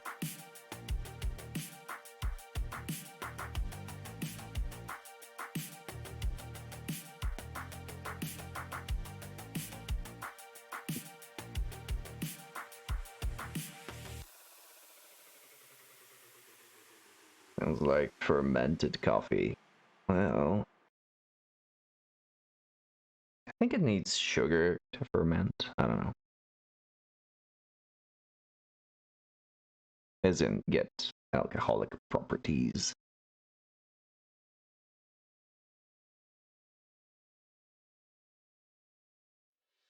Right, and as we switch to the playlist, I will allow myself a couple of minutes break to go stretch my legs, refill my water, and so on and so forth. So, be back in a couple of minutes.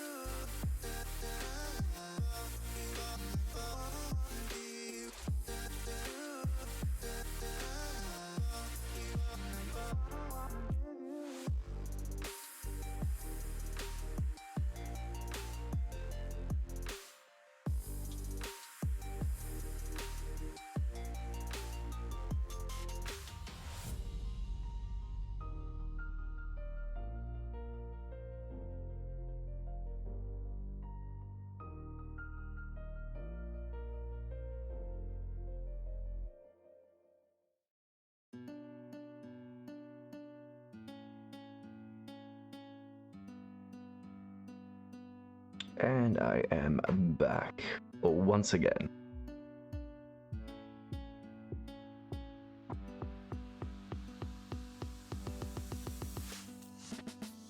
Alright, so this step took longer than it should have, but we are on the right track.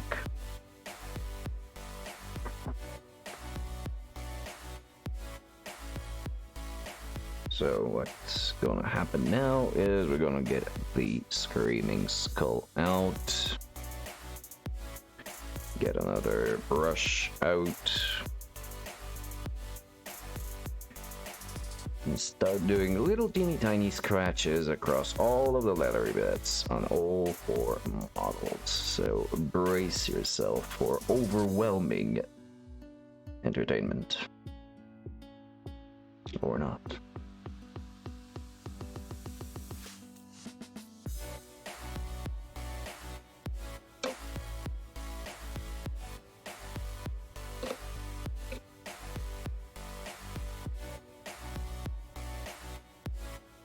I'm gonna use this number 2 brush because it seems to be the only one that manages to hold a fairly nice tip while actually also having a good belly to it.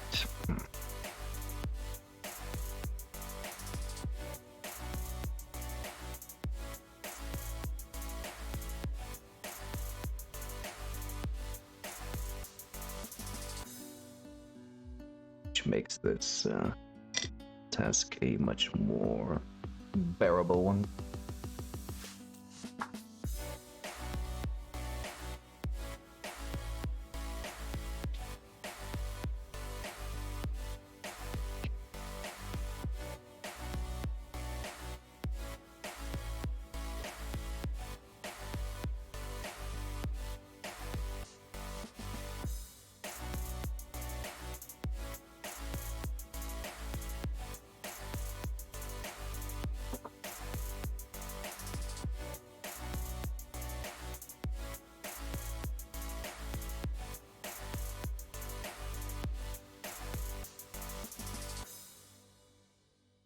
Jump. Alright then. Probably not gonna be able to go through everything today.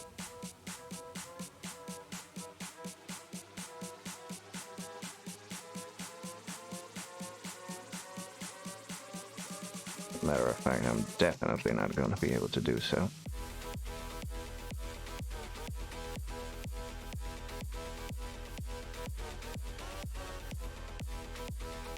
But it's gonna be a step in the right direction. It does need.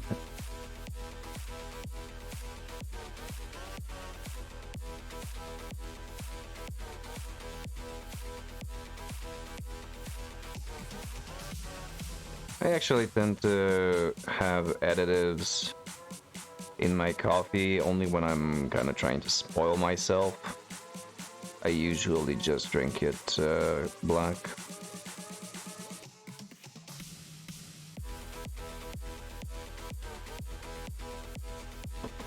Or you're a bigger monster than myself. I don't know, I haven't had cold brew. Coffee's supposed to be black as night. Yeah.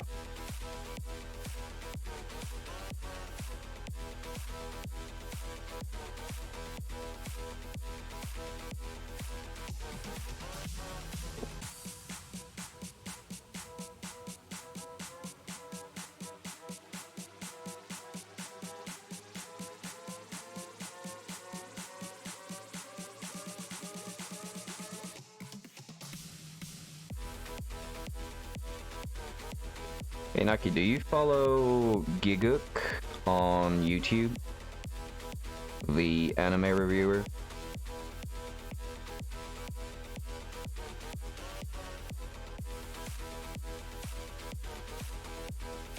Oh no. Why? Oh. I've actually really started liking his stuff because he's pretty much in the... He is in the situation that I would have been in if I never had the break that I took from anime.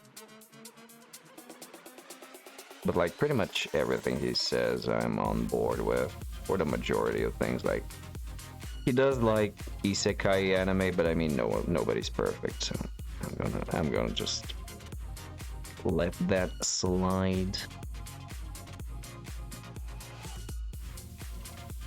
No, I meant that I don't watch any anime actually, just weeb emotes. Ah, fair enough. Fair enough. Then I exposed myself for nothing. And possibly a will. Tippers, thank you for the follow. How's it going?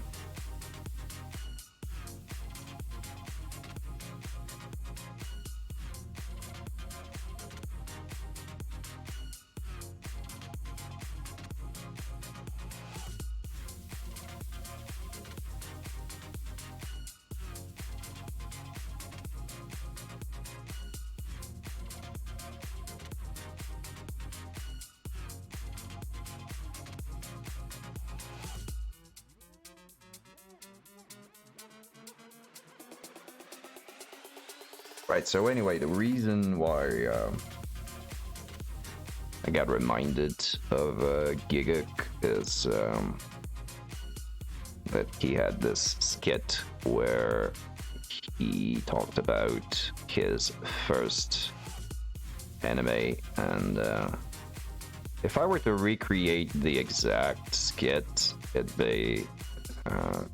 just give me a moment here.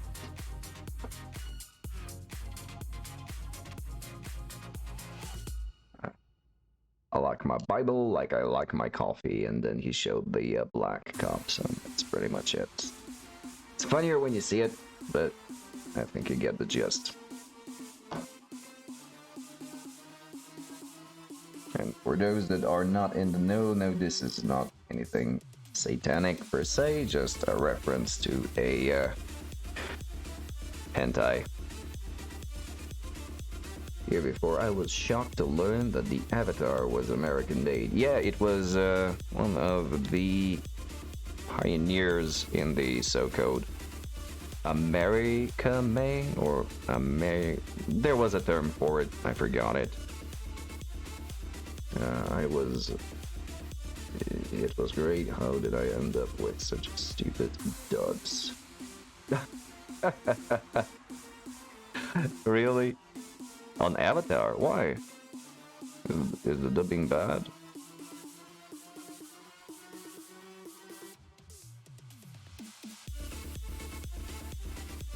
My sensitivity to bad dubs is significantly dulled. Because I did used to watch the early pre-licensed attempts at this for a lot of series and movies. So the ability for me to actually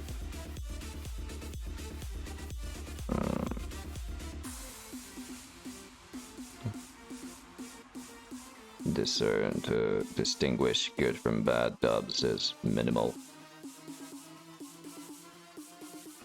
Bible Black. Yeah. Yeah. That's the one. I love the impression Avatar was Japanese, so when they opened in English, sounded wrong. Oh, okay, gotcha. Yeah, no, it's actually... Now you've gotten me questioning myself, but no, I'm pretty sure it's US made, as is Legend of Korra, which is, again, in the same universe.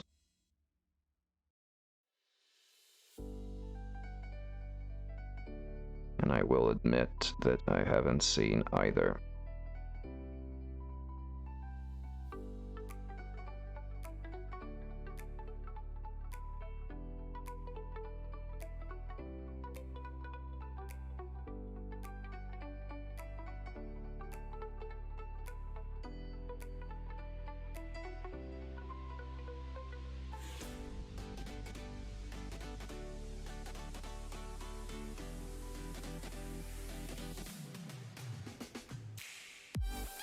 Now, like I mentioned before, these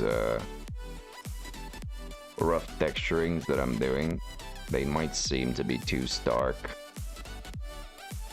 but after the wash comes on, they will fade into the whole thing pretty nicely. Though I am going a bit too heavy-handed with it, but whatever. Well, if Korra on the second season, the original is really something. Oh, like I said, I wouldn't know. I never got to check it out. And that's actually a good time to be reminded of it, because I am looking for something new to watch. And by new, I mean that I haven't watched before, so... I could take that as a hint.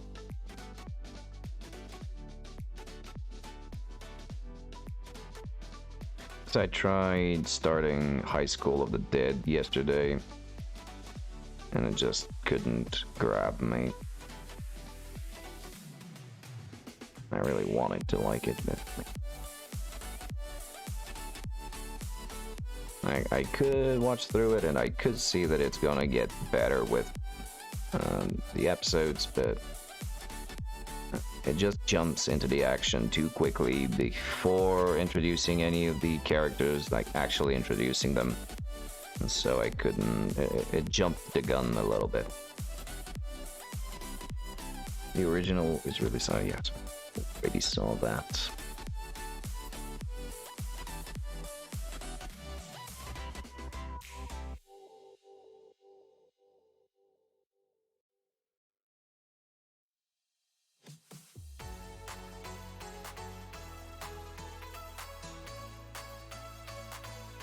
It was recommended to me for spiritual reasons. Really? Legend of Korra. Interesting.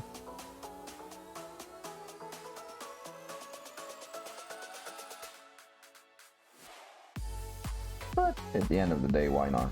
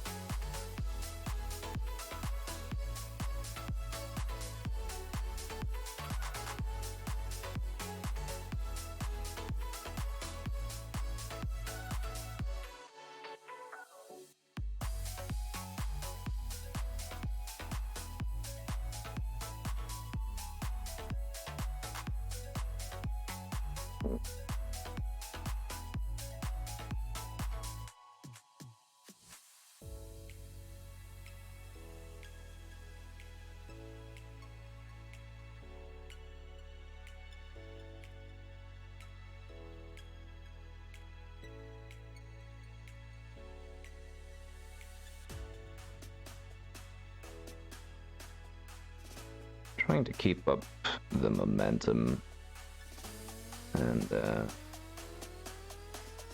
in order to ensure that paint will flow off the brush, I end up applying too much pressure on it and getting pretty shitty results as a direct consequence.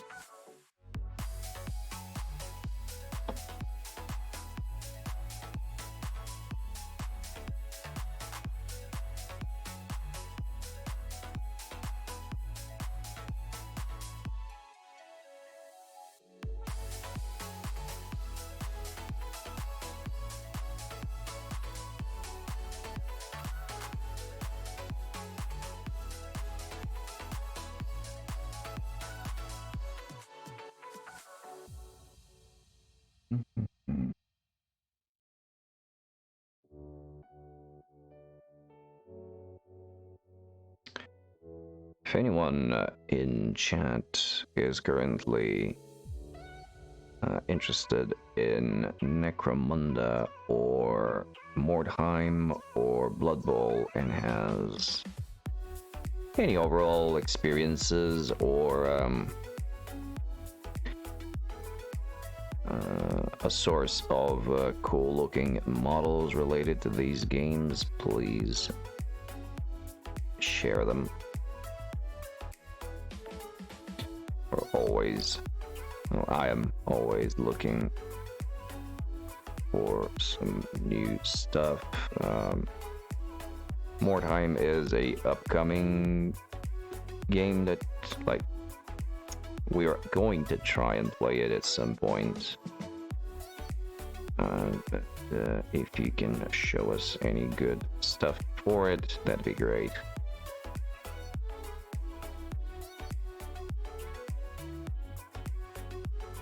We did check out the Kickstarter that is currently on, which was... Oh, what was it? Did you see the printables? The gingerbread stuff. Yeah, didn't really get the... like, the gist of it.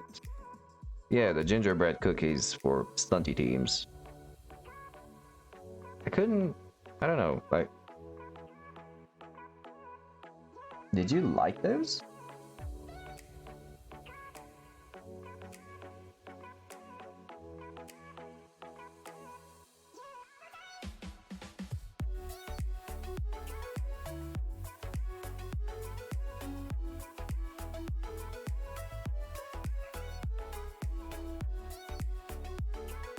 Punga, yes, Punga has released a couple of very good Kickstarters recently.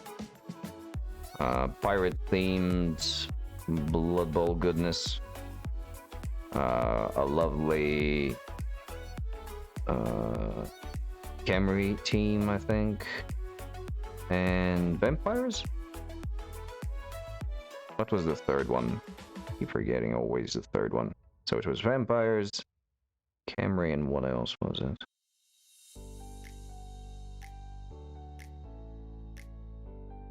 Batu is shocked and a little offended. No, not really, it just weirded me out. Sure, especially if you are a Shrek fan. Oh, okay, fair enough. I actually did not make the connection there.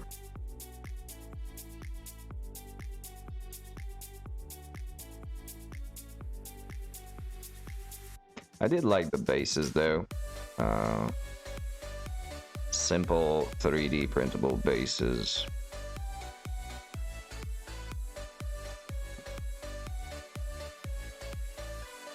I'm actually running out of decent 32 mils.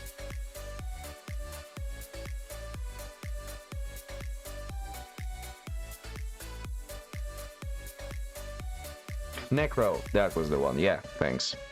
Thank you, Matthew. Yeah, so all three are undeadish without actually being undead.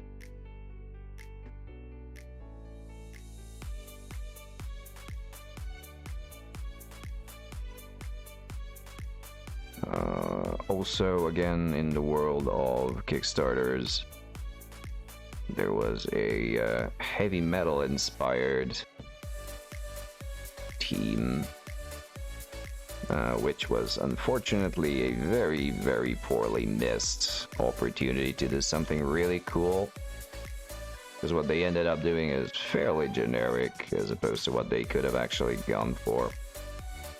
It is, however, a fairly cheap way to get your hands on like 33 models or something like that that you can proxy as, I think, 6 teams, we counted them. If you're looking for something that you can use without having to invest too much time and have a multi-purpose kit, it's a good option. Good bang for buck. Heavy metal ones look like something designed by someone who isn't at all into metal. Yeah, this is the weird part, right? Why would you do that if you're not into it? Like, how would you even get the idea to do it if you're not invested in the concept?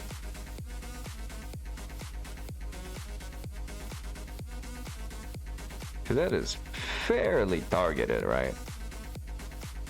Not something that you just come up with.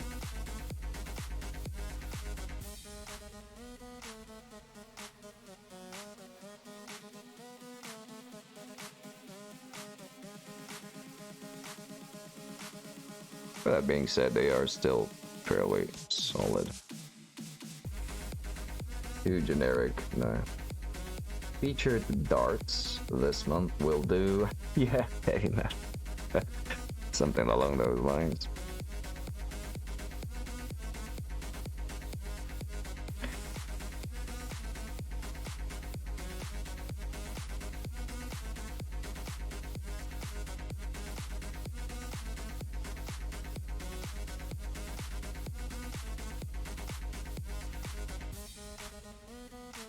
Yeah, most things currently are coming out through Kickstarters, which is always a double-sided blade. Although I've so far been fairly happy with what comes out, but there is still risk involved. As in, for instance, again, let's mention this because I haven't mentioned it in like 2 streams maybe. The Frag & Unicorns Kickstarter that was supposed to ship in December is going to start shipping around end of March maybe, which isn't a problem at all. Like, as I've mentioned many times, the initial estimates were way too optimistic, so it's perfectly fine. Like, and even in that case, 3 months delay is nothing, but and I have plenty of shit to paint anyway. But it's still, because it's the one thing that I'm currently waiting for actively, even though it's not something I actively need. And it does get on my mind every now and again, so I am mentioning it here. Also, another reason is that it has the models that may fit a Arbite force for Necromunda pretty well. By force, I mean gang. By gang, I mean whatever the Arbites happen to be, because I don't think they qualify as a capitalism made it this way. Old-fashioned fascism will take it away. On the Kickstarter vibe, yeah, that was I was gonna add that, considering that they are a sort of a anarchist-ish society, it made perfect sense.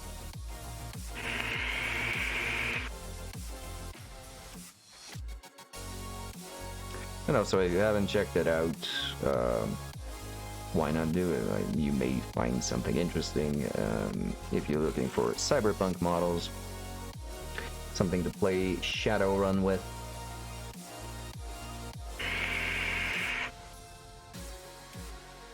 Arbites, yeah, they are now called Halonite Enforcers, but one of the Frag & Unicorns gangs is the Lawman, and they look like they can fit fairly easily within the ranks of a Halonite Enforcer gang.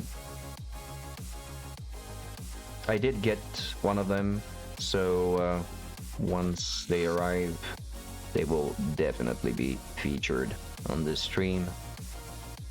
Somewhere in the far future, of course. Because I have too much shit on my hands, as is.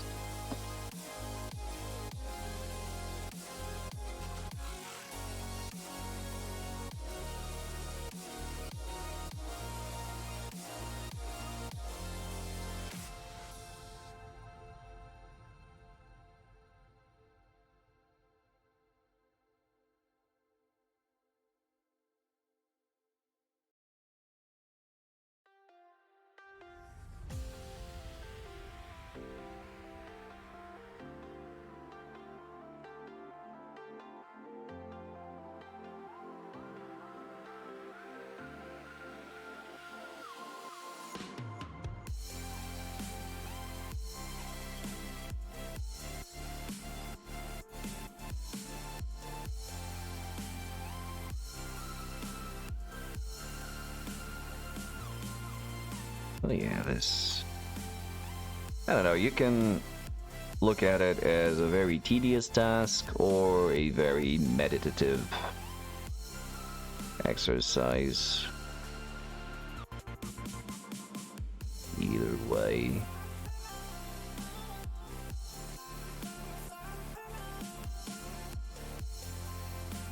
I try. Inner peace, inner peace. No, thing is, if I keep it in my mind as something tedious that needs to be done, I kind of remain more active while doing it. Especially for the purposes of being on stream. Because I more often than not catch myself just completely getting in the zone of whatever it is that I'm painting, and I just completely clock out.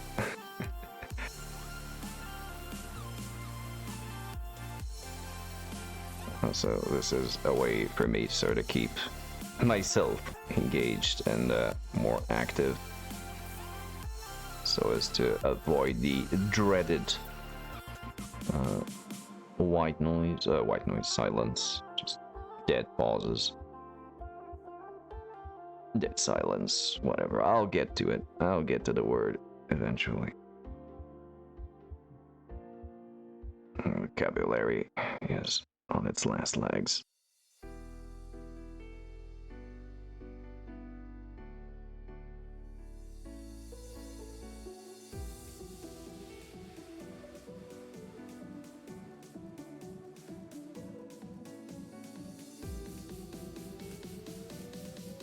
Why did I start with this leg?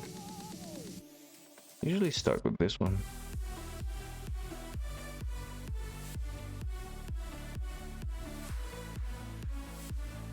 Anyway. Just a little bit on autopilot, I guess.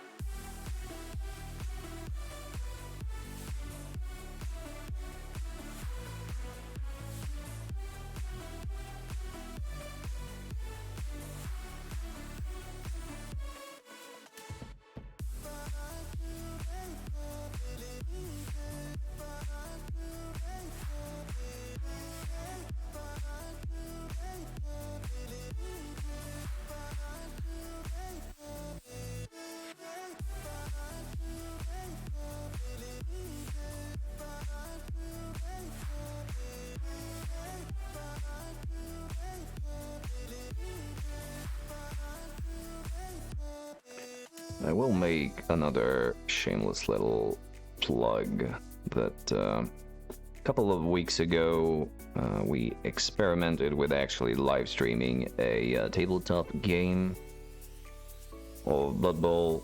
It is currently uploaded on YouTube, and I am trying to get some feedback, some ideas that can be sort of easily implemented that would improve the overall quality. And also, would this be an interesting thing for any of you to check out? Because it can easily spill into other games, although probably mainly will stay within the Blood Bowl realm. So I am envisioning some naked girls, or at least semi-naked, yeah, and maybe a blackjack table, right? Agreed. However, you missed the major qualifier, which is easily implemented. That will give us views. Yeah, for sure. However, not on YouTube, not with their current policies.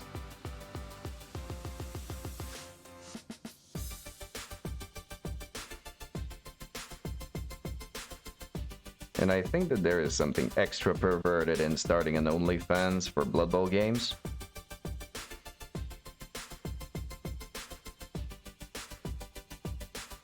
Or is it just me?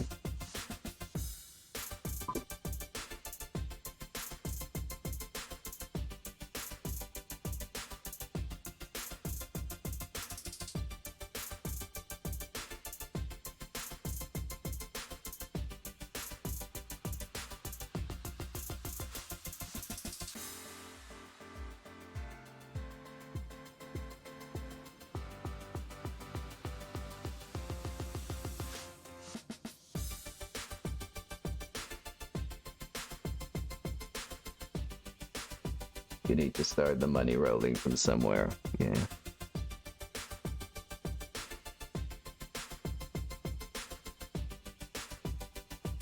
Fair enough.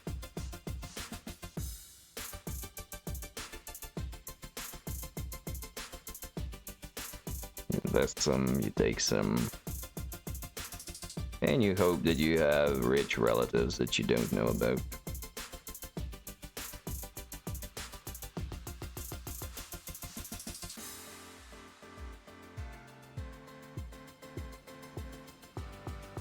You know, the usual.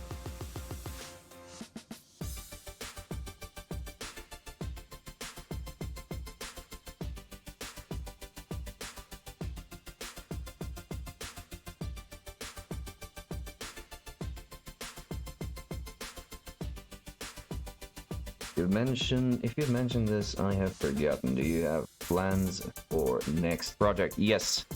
I am already like 90% sure about the next two things that I'll be painting. Because I intend to start alternating between Blood Bowl projects and other stuff, as in complete one, then move to another, and so on. So this counts as the current Blood Bowl project, and when I'm done, I'm gonna do the minis from... You can actually update some planning schedule. No point, considering that by the end of the month, it'll be just the same over and over again. It will be the Gears of War tabletop board game miniatures. Let me show them off, actually, real quick. They're pretty solid. For the world and yourself. Right. It'll be just a moment.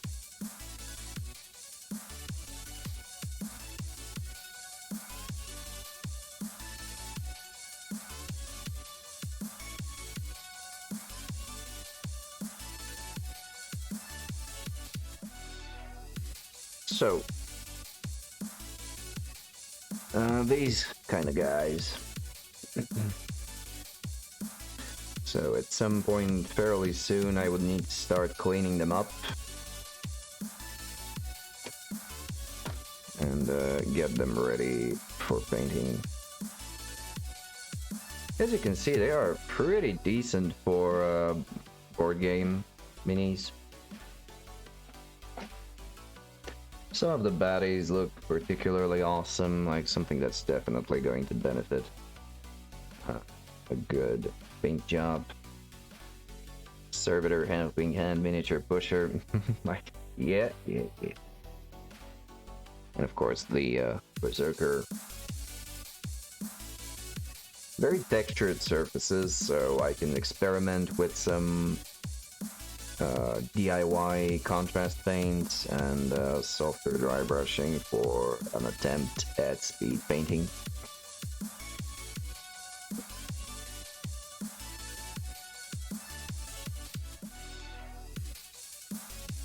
So that'll probably be next after the Bretts are done. And for the next Blood Bowl project, that will be after these are done. There's gonna be a Dwarves team. And let me show off which one I mean exactly.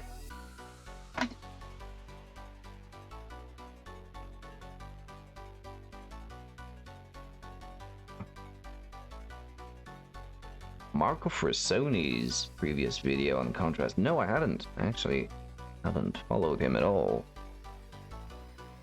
Well, let me quickly do so before I forget. Is he on YouTube?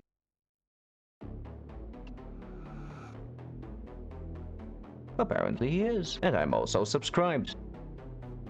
Interesting. Probably you've told me and I've completely blanked out. Effectively paint volumes in black and white and just contrast. Yeah. That's actually words, names, things. Epic Duck Studios. He changed his comic book style once the contrast paints were introduced, and that's pretty much what he did. So he painted the model white, sketched in the black lining and the sketches, the black texturings and like comic book effects, and then painted with very thin contrast paints over it to maintain the vibrancy. So yeah, that's definitely a good option. But you still do need to be able to manually draw the volumes, which is something I am massively shite at.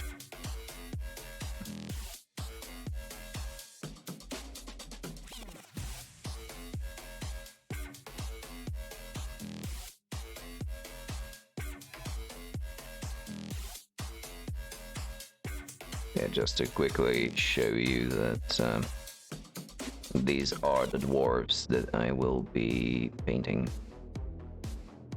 If I can get a bigger... They're kind of steampunky, a little bit steampunk Iron Man vibe going on. Kind of like them. And they do have some models that can help me turn them into Chaos Dwarves if I so choose at some point. Mine was kind of cool. Yeah, so that is the something that they need less cleaning than mine. These are resin. These are resin cast, they're not metal. Even though I'm looking at the metal version, the one I have, it's the resin cast.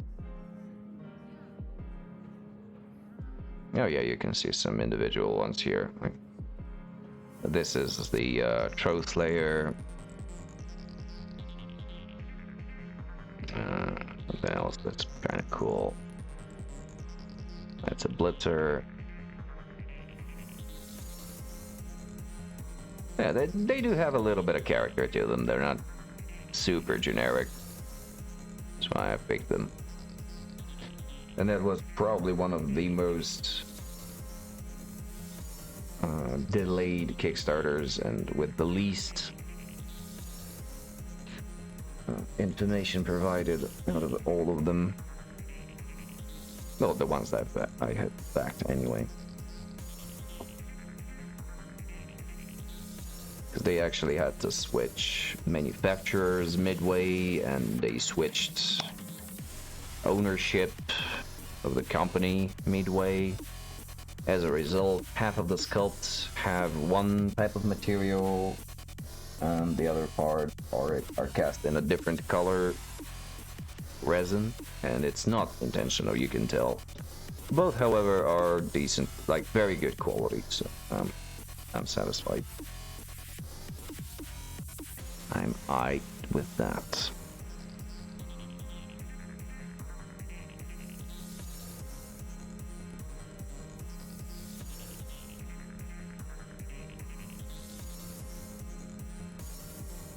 And I kept telling myself not to do this perpendicular to the surface, and I keep doing it.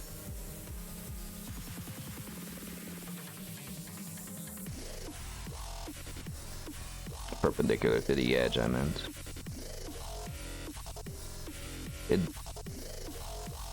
It benefits that they are slightly off.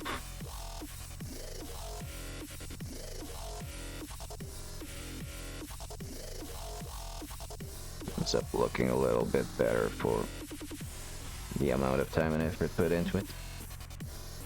The cheerleader, yeah, the wind-up doll.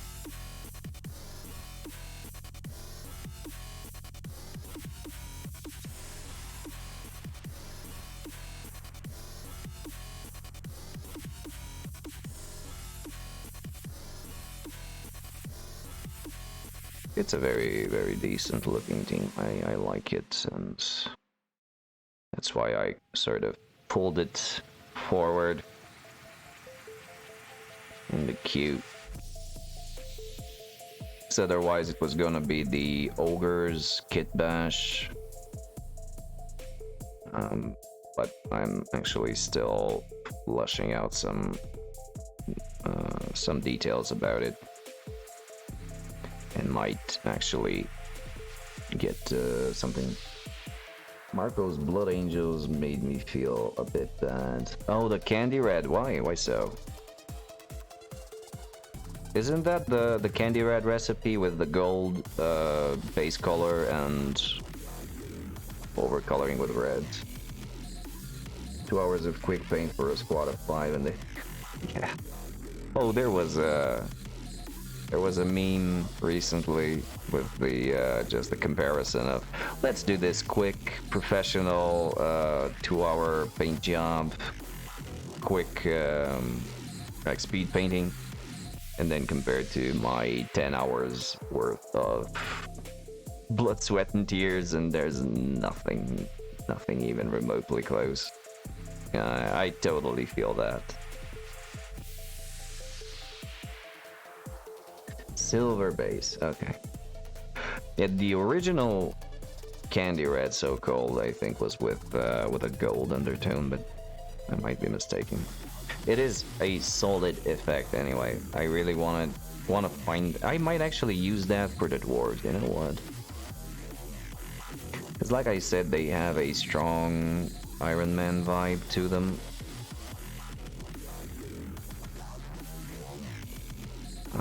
And it might be a cool idea to try this out. Although, that means that I have to consider a different kind of varnish. So if I use the Ultra Matte,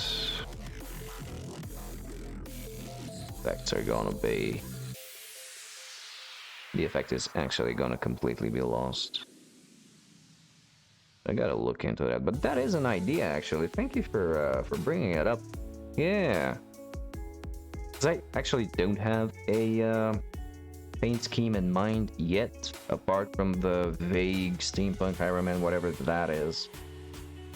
It's easier to put into words than to actually find it, and I did find it. Matter of fact,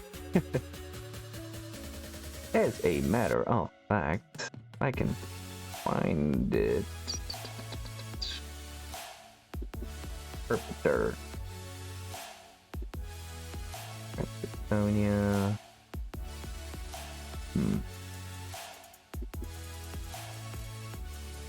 I'm pretty sure I saved this somewhere.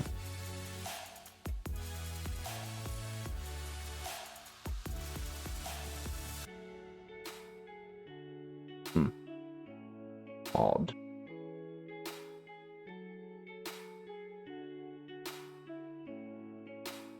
Derp.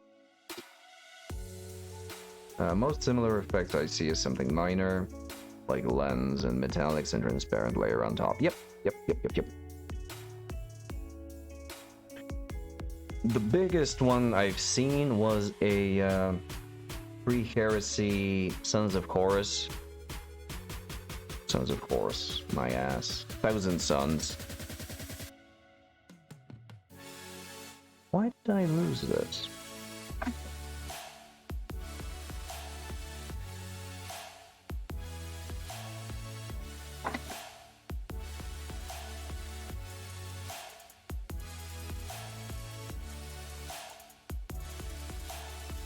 Yeah, so this is what I could sort of find on steampunk Iron Man topics. And so I'm gonna go with something like this. As you saw, the studio paint job was in similar colors as well. I'm probably gonna use this, of course, much more vibrant, because it's a bloody Blood Bowl team. But maybe this? How's this? Maybe something like that. Possibly. Possibly. But that'll be clarified with time.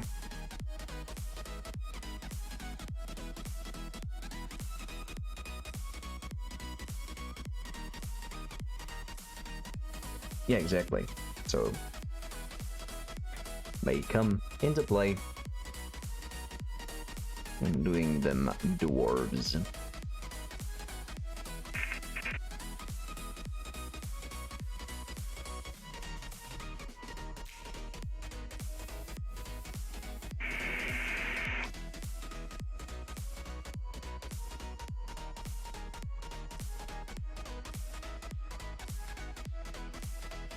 Alright, let's finish this model off, and then probably call it for the evening.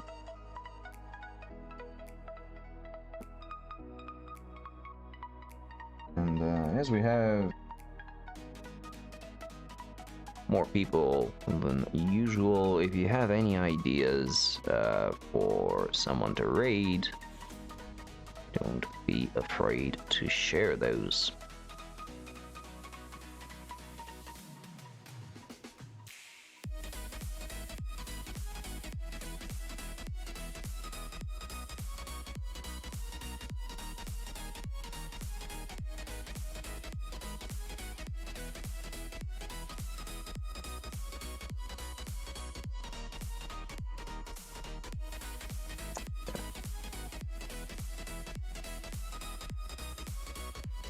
Yeah, okay, this will be thick as fuck, whatever.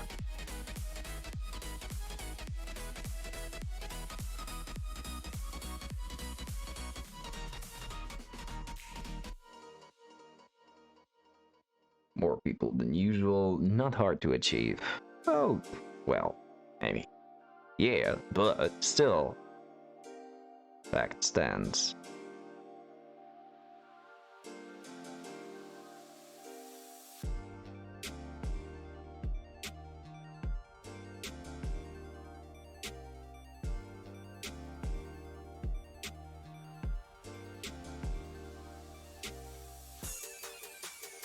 How about you, Saima? What are your plans after the Bretts? Anything in mind already, or are you gonna wait to fully get them done? Vampires. Oh yeah. We talked about that. Sorry.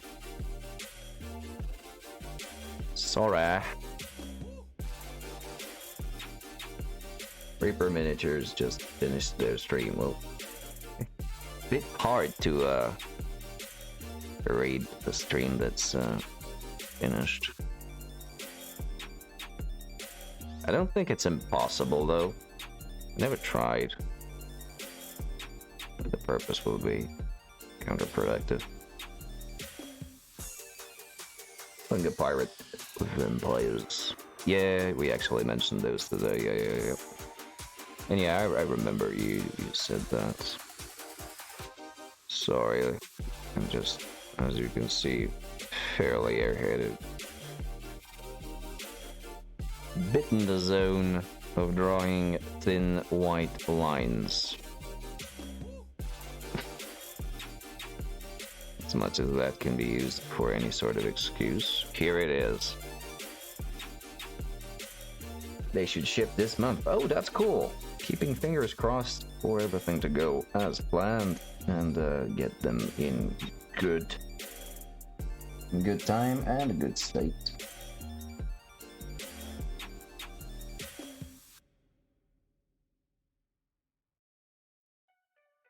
Given the opportunity, would you have chosen to get them as STLs? Or would you have rather gotten them as the cast kits?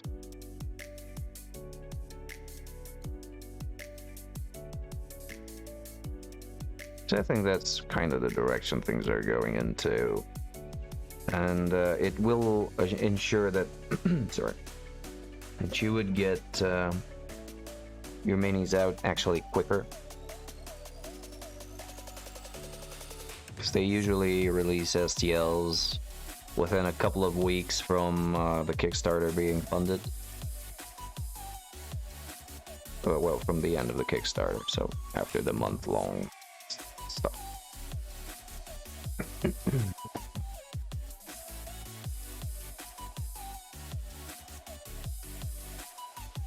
There wasn't an option, but the amount of models I got for their cast over STL files, yeah.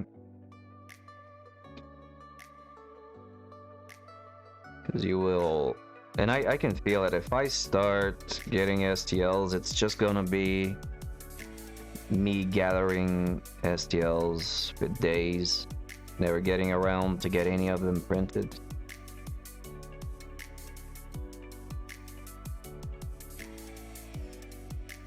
But it is a solid way to mediate the waiting time for deliveries.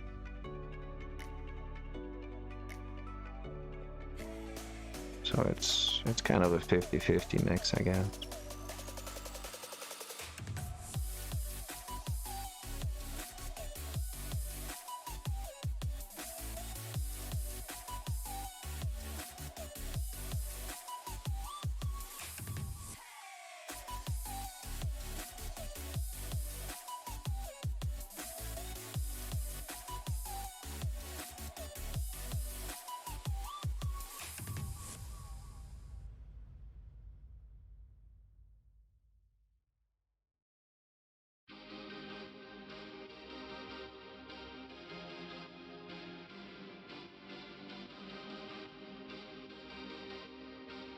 All right.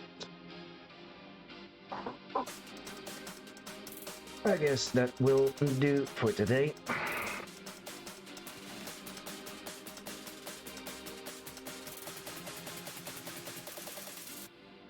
Try and get the rest done off stream, but there is certain doubt about it. Peace, Taki.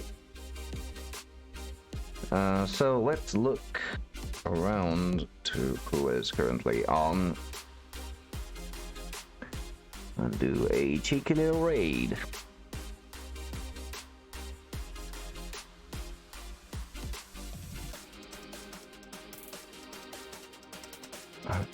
What do we got? We have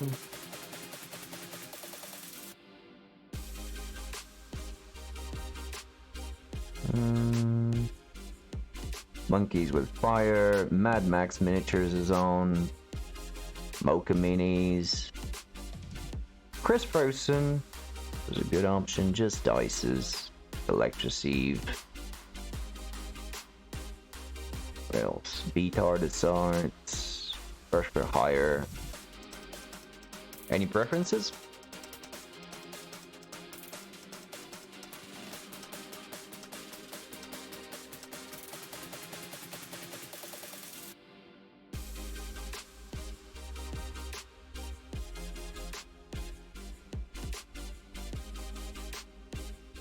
I don't think we've ever been over at Monkeys with Fire, so in line with Harlequin's everlasting suggestion to get myself a servo monkey, I think it only makes sense to go over and say hi.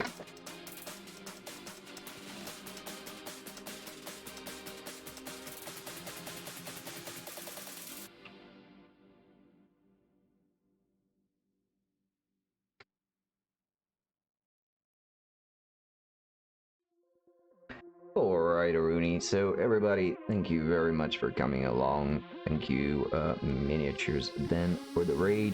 Anyone that came with it, thank you for sticking around and keeping me company. It is always very much appreciated and makes painting minis that much more fun. So, that's been all from me for tonight. I wish you all a very lovely rest of your evening. Keep doing what you love and loving what you do. I've been Bachikoyu, and I will see you next time. Bye-bye now.